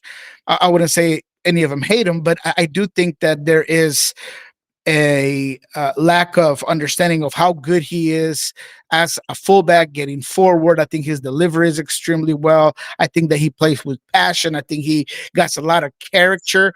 Whenever you play in a team where your brother has all of this aura, and ever since he came in, he's earned it from the very, very beginning, right? He was a guy that was coming out of Seattle U instead of UW. I feel like he always had this shadow, and he's always dealt with it greatly. I think that he's a very versatile player. I love Alex Roldan when it comes to those attributes, all of those intangibles that are so important. So locking him down with a multi-year contract, I think it's a no-brainer. He's another player that perhaps can move on somewhere else, right? I mean, I've heard of teams in Liga MX that have looked his way, right? And so that's another asset that, as you mentioned, you want to control, and therefore it makes sense that the Sounders have been able to lock that down. All right. We mentioned Ethan Horvath coming in to Red Bulls from Cardiff City on a free, but it's not really free considering that Red Bulls had to pay $150,000 in Garber bucks over the next 2 years, plus surrender a second-round draft pick because Charlotte had dibs on Ethan Horvath, even at the age of 30. St. Louis City brings in Mamadou Fall from Barcelona. Galaxy bring in Eric Tommy. Red Bulls have loaned out Marcelo Morales to Universidad de Chile. San Diego sends Patty McNair on his way, transferred him to Hull City.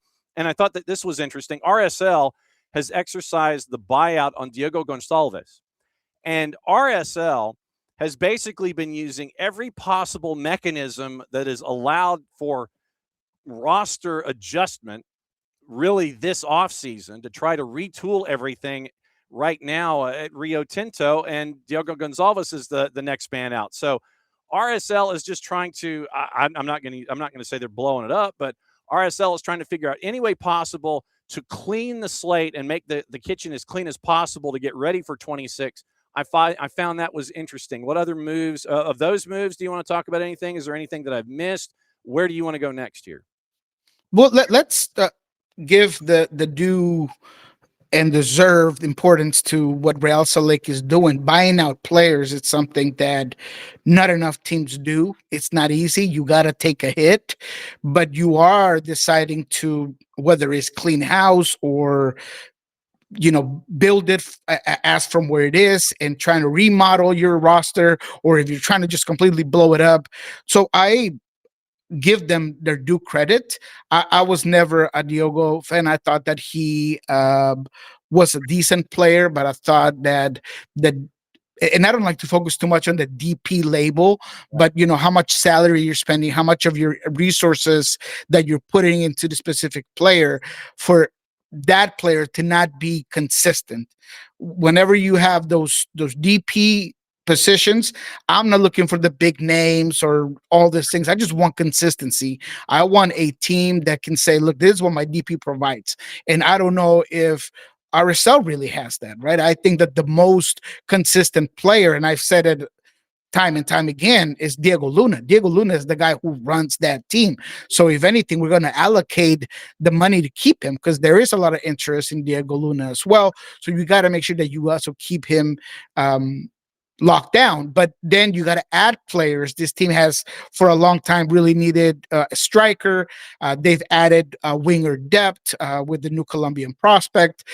They've added some pieces, but I do like the fact that when you look at this roster last season, the Brian Ojedas and all of these players that are now gone, maybe those were decent pieces, but it was time to just reload, rechange. And so for me, it's good moves by a team that I feel like saw themselves being not a protagonist per se last season, but they saw a way where they could be more relevant, and therefore they're making some changes, and they could be interesting to see depending on who they add into this roster.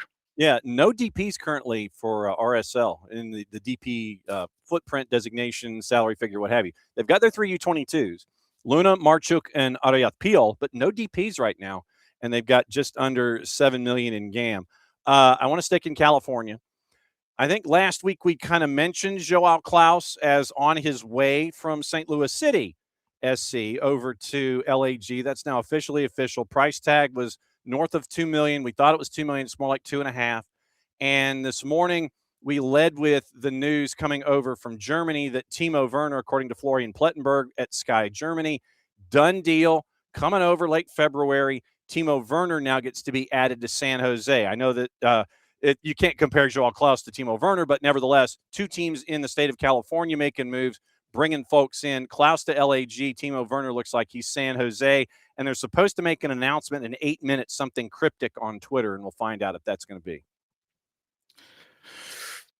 A couple of big moves, one bigger than the other, as you mentioned. There's no way to necessarily compare them. I mean, we're talking about apples and oranges here, but at the same time, you're talking about apples and oranges when it comes to the expectation from each franchise, right? I mean, we don't have to sugarcoat it.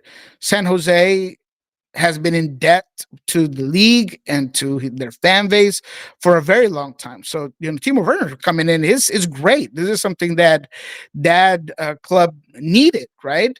Now we can, after this, maybe get into the whole Chicho Arango moving on from that team, perhaps, because I still, it's not official, and I'm hearing that there might be some things with the salary and the moves. But at the end of the day, San Jose has needed a big player for that franchise. They lost their 2 biggest players over the last seasons, Christian Espinosa and Chicho Arango. So now, or potentially Chicho Arango. So they got to figure it out. They got a lot of holes. That was a team that you and I both talked that even with Timo Werner, they had a lot of other holes. So where do they move from here? What is that they want to do? I hope that this is not a situation where you're just bringing a player to put butts in seats and just jersey sales and just patronize your fan base that way. I would never think that that's the case. But if you want this team to be successful and you want this move to not feel like just makeup over a really bad situation, you gotta bring in role players, and that's what I haven't seen from San Jose, which is the opposite of the Galaxy. I think that the LA Galaxy is doing their due diligence to really create a collective unit, a real good roster. I know that there's been mixed reviews about the Joao Klaus move because of the DP title. And again, I feel like sometimes we get too stuck on the DP designation, which I will say it forever, from the one and only Garth Lagerwey. A lot of times it's just an economic mechanism, is a way to just shelter some money, to move some funds around. And I think Joao Klaus is going to be a very good player for this LA Galaxy team. I expect Marcus Rose to have a much, much better season. I don't expect him to be Ricky Push per se, but I expect him to do Ricky Push things for this team. So with all that said, I really do think Greg Vanney is trying to put together a good collective unit, and I think Joe Klaus is going to be a big piece for that LA Galaxy team. So LA Galaxy team gets better, San Jose TBD so far, but that's kind of the West, is the Wild West. It's been our storyline here at SDH for a very long time. RSL is a question mark, Minnesota is a question mark, so we'll see what really happens there at the end of the day. Yeah, and the cryptic tweet is like a 2-second video capture, and it happened actually at 7 o'clock Pacific time instead of 8 o'clock Pacific time. So it's been on the board. It's a 2-second cryptic video tweet, and it's out there anyway. So San Jose, by the way, they only have one U22 on the books, Noel Buck, and they have Chicho Arango still specifically until we are told out the door that right now they're at 1-1. That's where they are with DPs and U22s. Only 2 inbounds.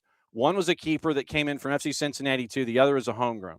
In the offseason, San Jose, Verhoeven, Eisner, Christian Espinosa, which I'm sure someone is going to be being yelled at every single day of the week for 19 years for letting that go down. Mark Anthony Kay, Joseph Martinez, Rodriguez, Carlos Gruezo, Bruno Wilson, Chance Cal, Nick Lima retired, and Cruz Medina. That's your outbound. And inbound, a keeper from FC Cincinnati 2 and a homegrown, and perhaps Timo Werner. Chicho Arango. I wanted to put the pause button here because if I'm not mistaken, now you're looking at him going, I think it was Atlético Nacional who was rumored. It would be the 5th team in 6 years for Chicho Arango, even as he has signed a new contract a year ago, and he's in the middle of it in San Jose. It's Winston Churchill used to say that, a riddle wrapped in an enigma. And I just, Chicho Arango for me, I don't know if he's happy unless he's on the move or he's doing something someplace else. It always feels to me like he always wants to be in motion when it comes to his career and not be in one place for a long period of time. I can argue with that.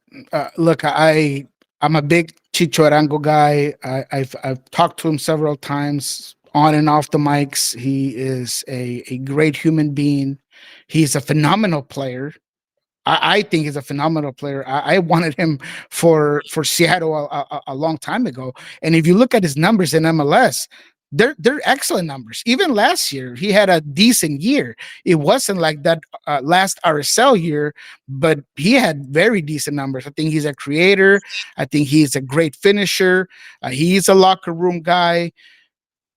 But there is something about his style of life and what he wants out of his, family and closeness to certain things that do come into question, right? I mean, they've talked about personal reasons why he wants to move, but, he just got a deal with San Jose. He was just saying how bought in he was into the project. I didn't necessarily buy that because those who know Chicho Arango knew that he had been looking for a way back to Colombia for a very long time. And now he gets to do it for his childhood team. If you know the Chicho Arango saga, he was great at Millonarios. That's where he came out of, right? That's what got him to where he is now, or that's where he started. But he has always been a Nacional guy. He loves the city of Medellin. That's where he hangs out during Christmas and during the holidays. So this is a no-brainer for him in terms of living style and his family and proximity to those that I'm sure are important for him. But it does put a big, ugly mark on him as a player, because you start to burn some bridges when you make this many moves. And regardless of you being a very productive player, a lot of times teams want to know if you're bought in. And it's hard to know if you're bought in when you have this many moves in your repertoire, right? I think in Mexico, he did okay. And maybe that's why he wanted that way back into MLS.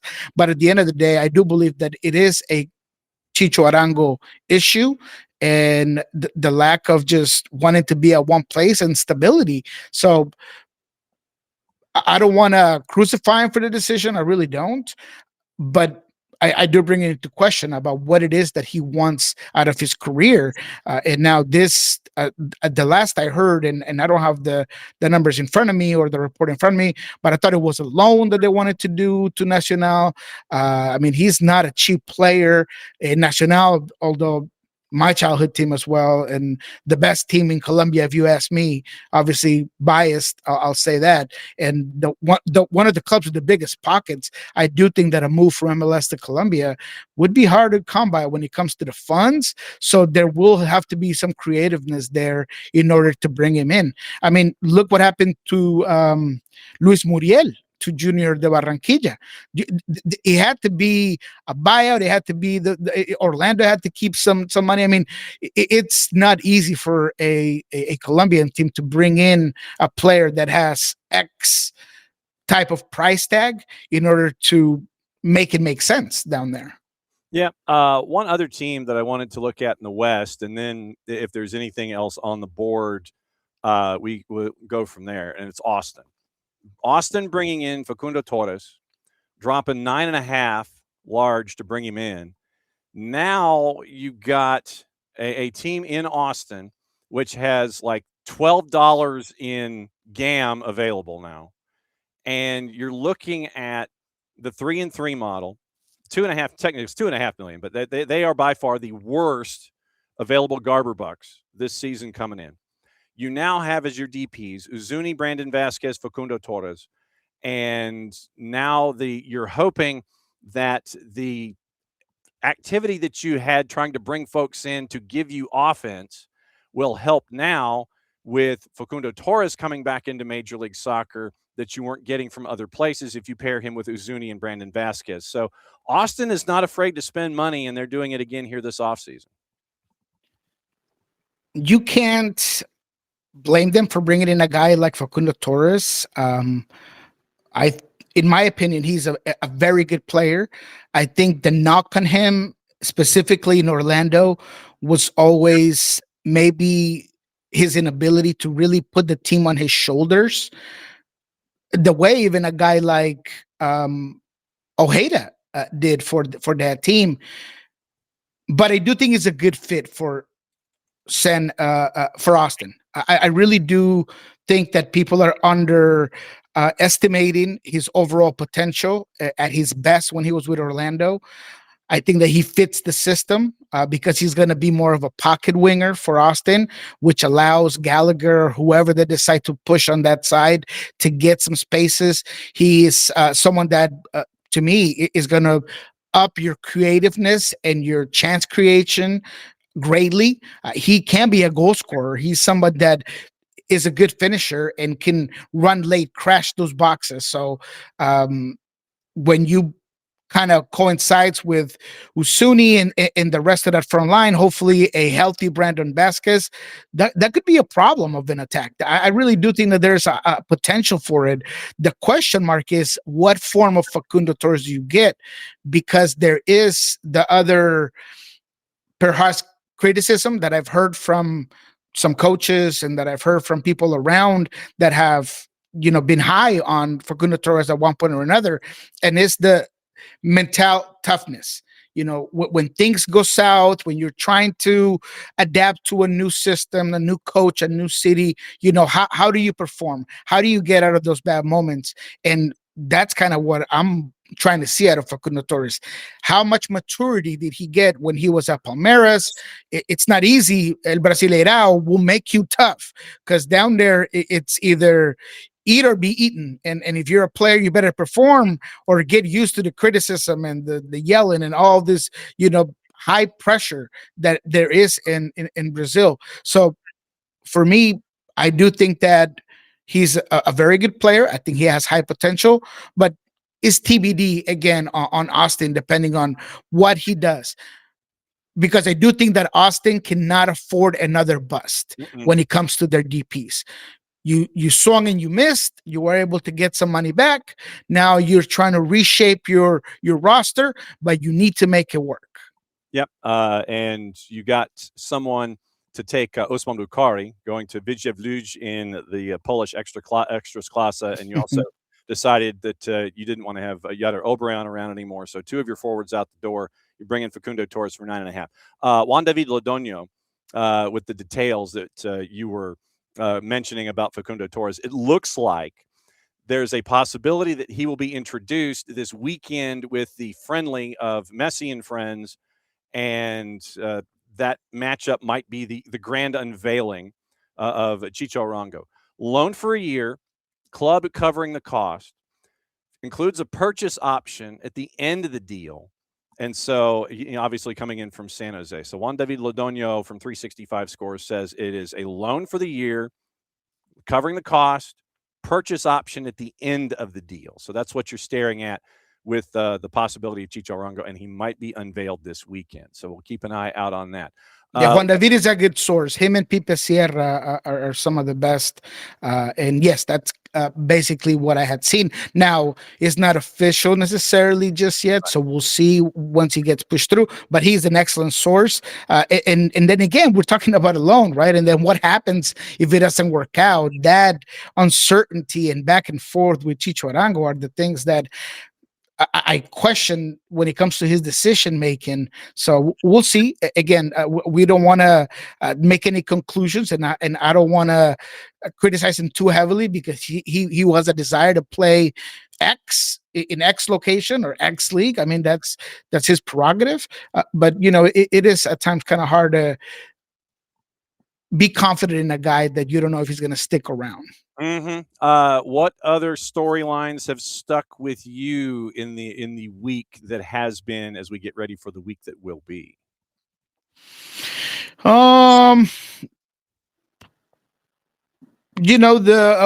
talked enough about Mateo's bogus, and I mean, obviously that's gonna come into fruition. I think that Red Bulls is another team that's going to be interesting on what they're going to add on that end. I don't see them, as far as I've been able to find out so far, if they're going to add anything during the winter window.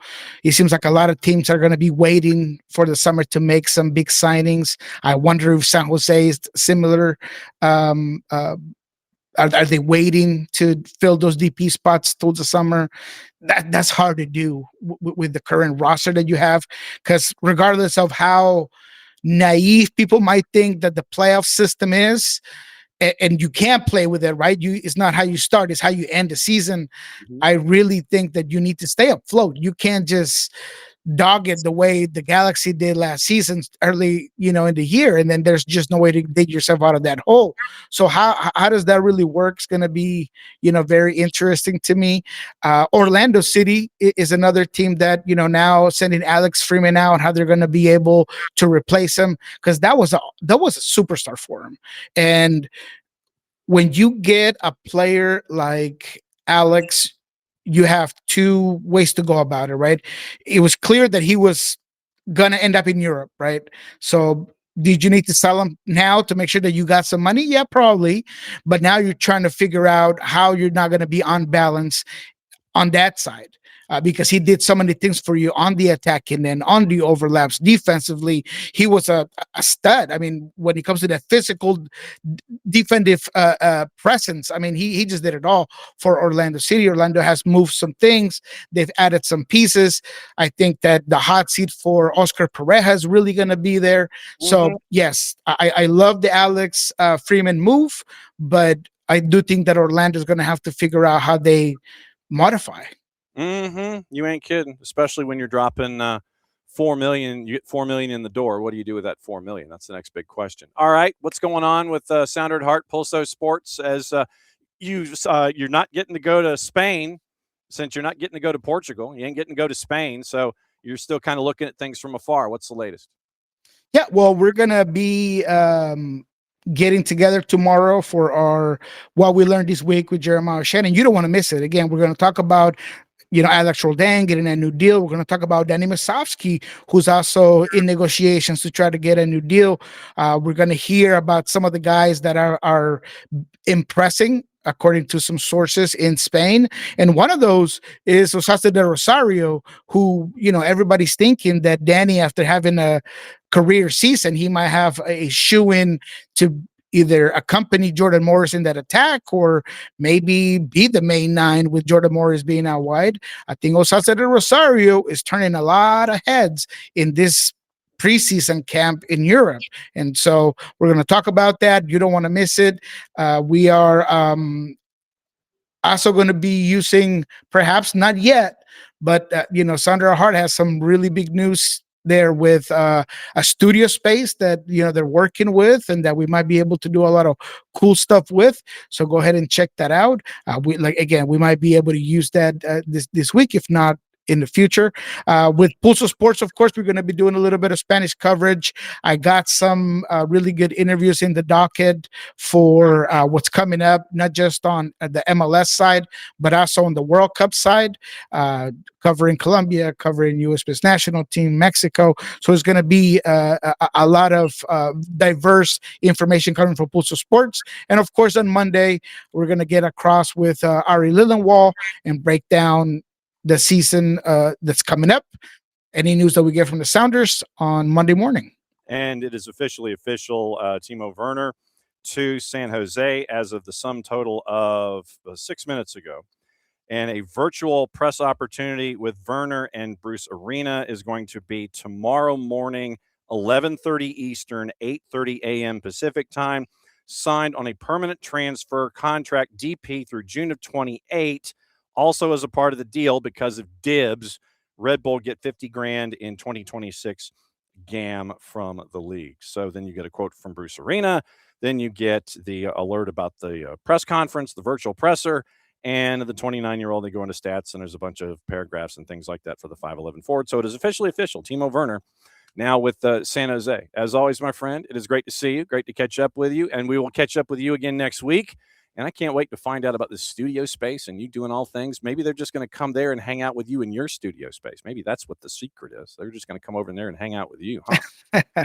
Hey, man, you know what? I do think that this is going to be a big year for Sandra Hart. And, where the studios place is, close to the stadium. So I think we're going to be able to bring in a lot of special guests. It's going to be fun, man. We're going to have a lot of cool, very creative ways to bring you guys content. So stick around there with Sandra Hart for sure. Sounder at Heart and a Soto Mojo. Can't wait. We will catch up with you again next week, my friend. Great to see you. Have a good one, boss. All right. There goes Niko Moreno, second cup of coffee, heading to his third. All right. Before we get out of here, we are in added time. I know this. So UPSL, they are in their Final Four this weekend, Championship Soccer Stadium, Irvine, California. And let's see, since it was a 7:30 a.m. flight, 4 hours in, they're probably like West Texas right now, maybe Eastern New Mexico. For the New York Renegades that have not made the trip from one end of the world to the other to get to Irvine, California, and we do get to find out from Boris Linares that some folks have already made the trip. We get to find out from Coach what's been going on. For 12-2-2, New York Renegades, as they get ready for Miami United, Boris Linares, their head coach. We are incredibly grateful that he was able to catch up with us before he hopped on a plane. Here's that conversation as they get ready for the Final Four.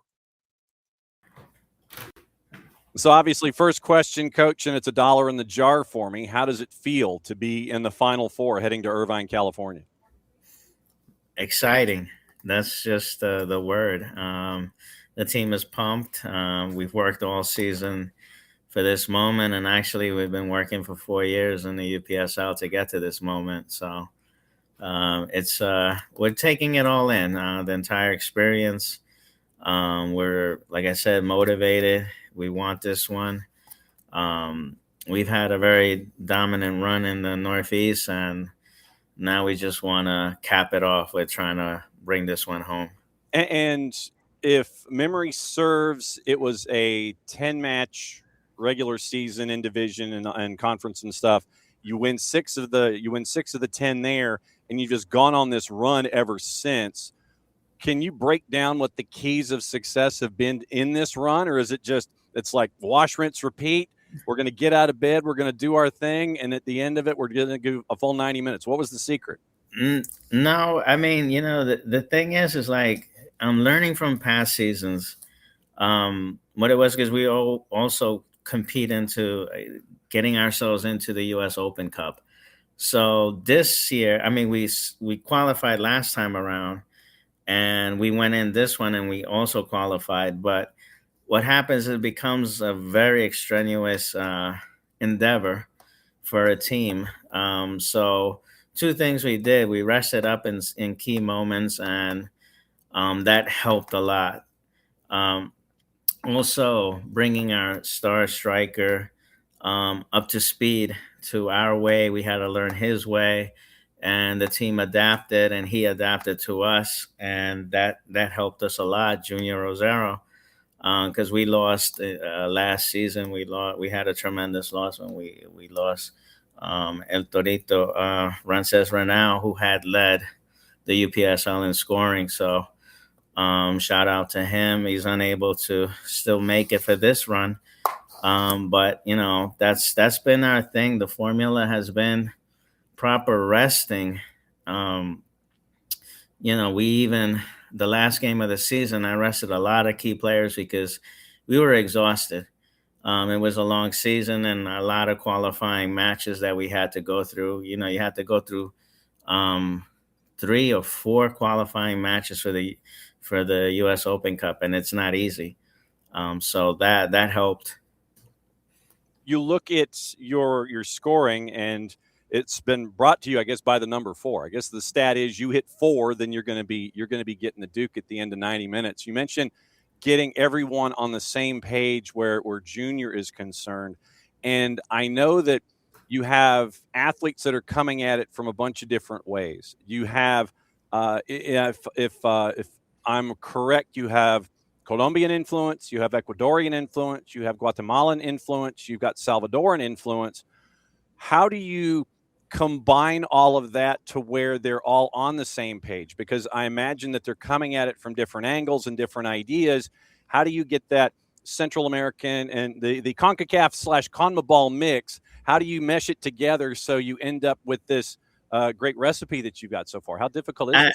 It is difficult. I won't tell a lie. It's not, they come from a different backgrounds and styles of playing, and getting them to mesh is one of the hardest things as a coach. And, thanks to my coaching staff and myself, I guess we got them. But, it's more credit to the players, actually, learning to feed off each other, learning to trust each other. And actually, believing in the system, and, I have to give them credit for that. Like, I told them early on, we're always going to maintain our attacking style, but we do have to try to actually, stay focused and not lose sight of the fact that we have a player, Junior Rosero, which we have to definitely try to give him the ball as much as possible so he can get as many shots on the ball. So that's been the key here. And I think every player understood that, bought into it. And then it's our stingy defense. Everything starts from our defense. And I'm noticing a lot of 1s and 0s defensively, especially, in the postseason if there's not a shootout. So winning 6 in a row. 4 after the 2-0 loss to AFC Academy back in 10th month, middle of October. So you're running 6 in a row in 9 weeks. So it's 4 against Red Hook, 1-0 against New York Empire, 2-1 against Braveheart, 4-1 against Beach Street, 4-2 against Cap City, and then 4-1 against Chicago Nation. You mentioned that defense. For those that haven't had the chance to drift in and see you so far this season, who are some of your stalwarts this year? I mean, it's, we have our backs in the back, our center backs are solid. We have a rotation of 4 solid center backs in the back. We also have, our right back and our left backs are just amazing players, athletes, able to contribute and join the attack. But they're very defensive minded and, just don't stop, and they're relentless. It's been a big thing. I've always tried to have ball control, and it's easier when you have a defense in the back. In that game with Empire, put it this way, we were down to 9 men, after the 2 reds that we incurred in that game. Crazy wild game. I encourage you to go see that game. Um, and then at least we had practiced that kind of scenario where we're 1 man down. I never practiced it with 2 men down, but and they executed. They executed. They knew how to stand and position themselves, and that was the key. Like that win was a grind, and then Braveheart, a perennial power here in the Northeast, has been us and them like battling all the time, and they came hard, and it's like the Northeast is pretty strong. I had to say that. You mentioned your defense, and we've talked about the marquee guy when you're talking about junior. Obviously, that creates some positional gravity. And I imagine that Miami United, they've been watching tape, they've been watching matches and things like that. They know what junior's up to. So if they're going to bracket junior, or if anyone has tried to bracket junior this season, who have been those other players that have stepped up for you offensively to pick up the slack when he's being double teamed, triple teamed, shut down, fouled, what have you? Who have been some of those other folks that we can? I mean, that's the greatness of our system. Like, we've learned to score when he's double team or even triple team. We have Restrepo Ruiz, amazing outside, midfielder, comes in, can score. He takes players on one-on-one. We have Rodrigo Descalzo, again, another winger coming in, can play the 9 as well. We have players like our midfielder, who's a 10, can come out of nowhere. Milton Campos makes runs up. We have Matthews Cariel, another one who can go in. And the good thing is, and then we have Oscar Rivas. All of them have an amazing shot, so we can shoot the ball. So if you want to double team or triple team, a lot of teams have taken that lesson of, all my players can come in and step up. And, the system is built that way. So we'll adjust, we'll figure out what they're doing, and then we come back at it from, it's already gotten into their system where if this is how they're marking, recognizing the marks on junior and saying that, Chicago, for whatever reason, left them alone and he scorched them. So I guess I think they were covering the others and forgot about him, and, he scorched them. So how much tape have you seen on Miami United, or are you at this point, are you and the staff just like, we'll focus on ourselves, we'll see what they do, and then we'll adjust in match? Where are you right now? No, we've been studying them. We've seen every game that's been available to watch. So no, we don't do things that way. We obviously watch. We see they're a dangerous team. Very, very seasoned, and very much know how to play the game. A lot of them are Argentinians, South American style. They know how to play the game, and we definitely know their threats, and have been studying them well, and we have prepared for them. So we do that, and then we just want to do our thing as well, impose ourselves, see what happens. How many players are going on this trip from one end of the U.S. to the other? 23. Oh, wow. Okay. Yeah, I mean, that's a lot of folks to have for a national semifinal and a final that you would imagine if you need. You get out of the first one, you're going to try to look at folks that are as healthy as they can be, make sure that you're good with your substitutions and such. Mm-hmm. What has this run meant to Renegades fans and to everyone that is close to the program? What has this run meant? I mean, it's been what we've all dreamt of, when we first started, the work, it's, New York Renegades FC is really a family thing. It's been one of those things that, was born, the name was given by my wife. So she's heavily involved, and, my family, my kids, heavily involved. Justin actually plays as well in England. He's studying over there too. And my youngest runs the media with our production team. So it's a family affair. And my sister out there, even though she lives in Florida, heavily involved. So it's been a tight knit thing, and I guess my sister-in-law as well.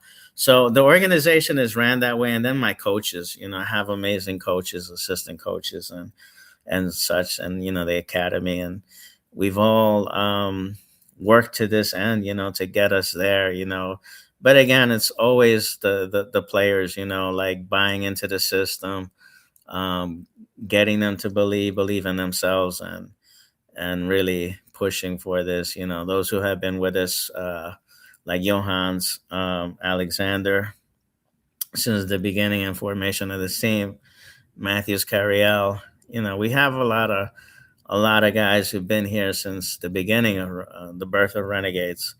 And, our mission was always, hey, we want to compete for national championships. I mean, we competed in the underground, I guess was what you can call it, outside of the U.S. Soccer, and won a lot there, local leagues, Sunday leagues, and stuff. And, we want to also make that statement that a lot of talent comes out of there. I mean, U.S. Soccer has a lot to learn. To me, it overlooks some talent, and they're too much into the MLS next, and you look how many pros come out of there. It's not really, I can tell you that in the UPSL, you have probably more players going pro if you've been there and you see it, just because of the level of competition, the competency of the coaching. And it's really a lot of the UPSL is based on a love of the game, so I think that has to be taken into consideration. So how did the boss come up with Renegades? Well, she called me a renegade, I guess, always changing up and being somebody who always went against the grain. I obviously come from a background of, always loved the game, and I used to play it for fun. I even ran something called Soccer for Fun, where I used to play, Sunday league player myself. And then, she just said that, hey, why don't when I was coming up with a name, I'm going to go into this and be more, I want to form a team. And this is first thing she said, yeah, why don't you call it the Renegades? And it stuck, that's how the name came out. All right. Matchup is against Miami United, and it is late night East Coast time. Do you anticipate, how are you going to adjust to playing in the Pacific time zone? It's scheduled for 11 o'clock on Friday night.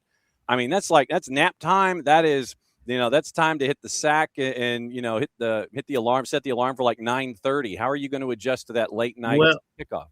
That's a very good thing, and we did address that. So what we did is we started having our late practices late. So we would start our practices at 10 and end at 11:30 or sometimes 10:30 and go all the way to midnight, just to get the body accustomed to performing. The other thing is those that could have already arrived in California. Okay. The rest of us who had to work today are leaving, tomorrow. We're leaving very early in the morning, 7 a.m. flight from New York. Mm-hmm. So I imagine you're going to be sleeping from one end of the planet to the other before you land. Yes. You flying into John Wayne, or you flying into LAX? No, LAX. We're flying into LAX. We just found it like there was more direct flights, and one that left very early, so that's why we chose LAX. Okay. Just wanted to double check to make sure that everybody knew what your travel plans were and the itineraries you get ready for the national semifinals here in the UPSL. Coach, can't thank you enough. Night before hopping on a massively early flight to go out there for the national semifinals in Irvine. Good luck against Miami United. We'll be following along, and obviously we'll be watching. Thanks for the education for our audience here with the UPSL Final Four. Thank you. Got it. Thank you. Appreciate the invite. Thank you. Boris Linares, the head coach of New York Renegades. And so now, before we get out of here, and I know we went like way the heck over, but there was important stuff to get into. Official from Houston, Mati Bogish has now been added as a DP, full transfer through 27-28, club options through 29-30. Cruz Azul marks one of the largest transfer fees in Dynamo history and one of the most ambitious transfer windows in MLS this offseason for the Dynamo. 7 impact players since the start of the year. So Bogish officially official, and it is now Mati Bogish is now added to Houston. Once again, he is full transfer, Cruz Azul through 27-28, options 29-30, and the large transfer fee for Dynamo outbound and Cruz Azul inbound. So that is officially official there. We had mentioned what the season had been for Houston, but let me just recap it for you quickly, and we'll see what our friend Glenn Davis has to say probably early next week about his hometown team. But looking at 26 and what we've seen so far from Houston, it has been a lot of movement. And so, obviously, with Houston coming into this morning, they had about $6.5 million in GAM available. Ponce, Guilherme, Linger are your 3 DPs, but now you got to figure something out because you're bringing in Mati Bogish. U22s, Lawrence Anali, Nelson Quinones, Jack McGlynn. Outbound, Anor, Awodesu, Bartlow, Duenas, Franco Escobar, Michael Halliday, Sebastian Kowalczyk, Damian Lowe, Sergio Santos, Gabe Siegel, Daniel Steris, Andrew Tarbell, Junior Urso, Kieran Sargent, Brooklyn Rains, Exxon Arzu, and Toyosi Olasanya.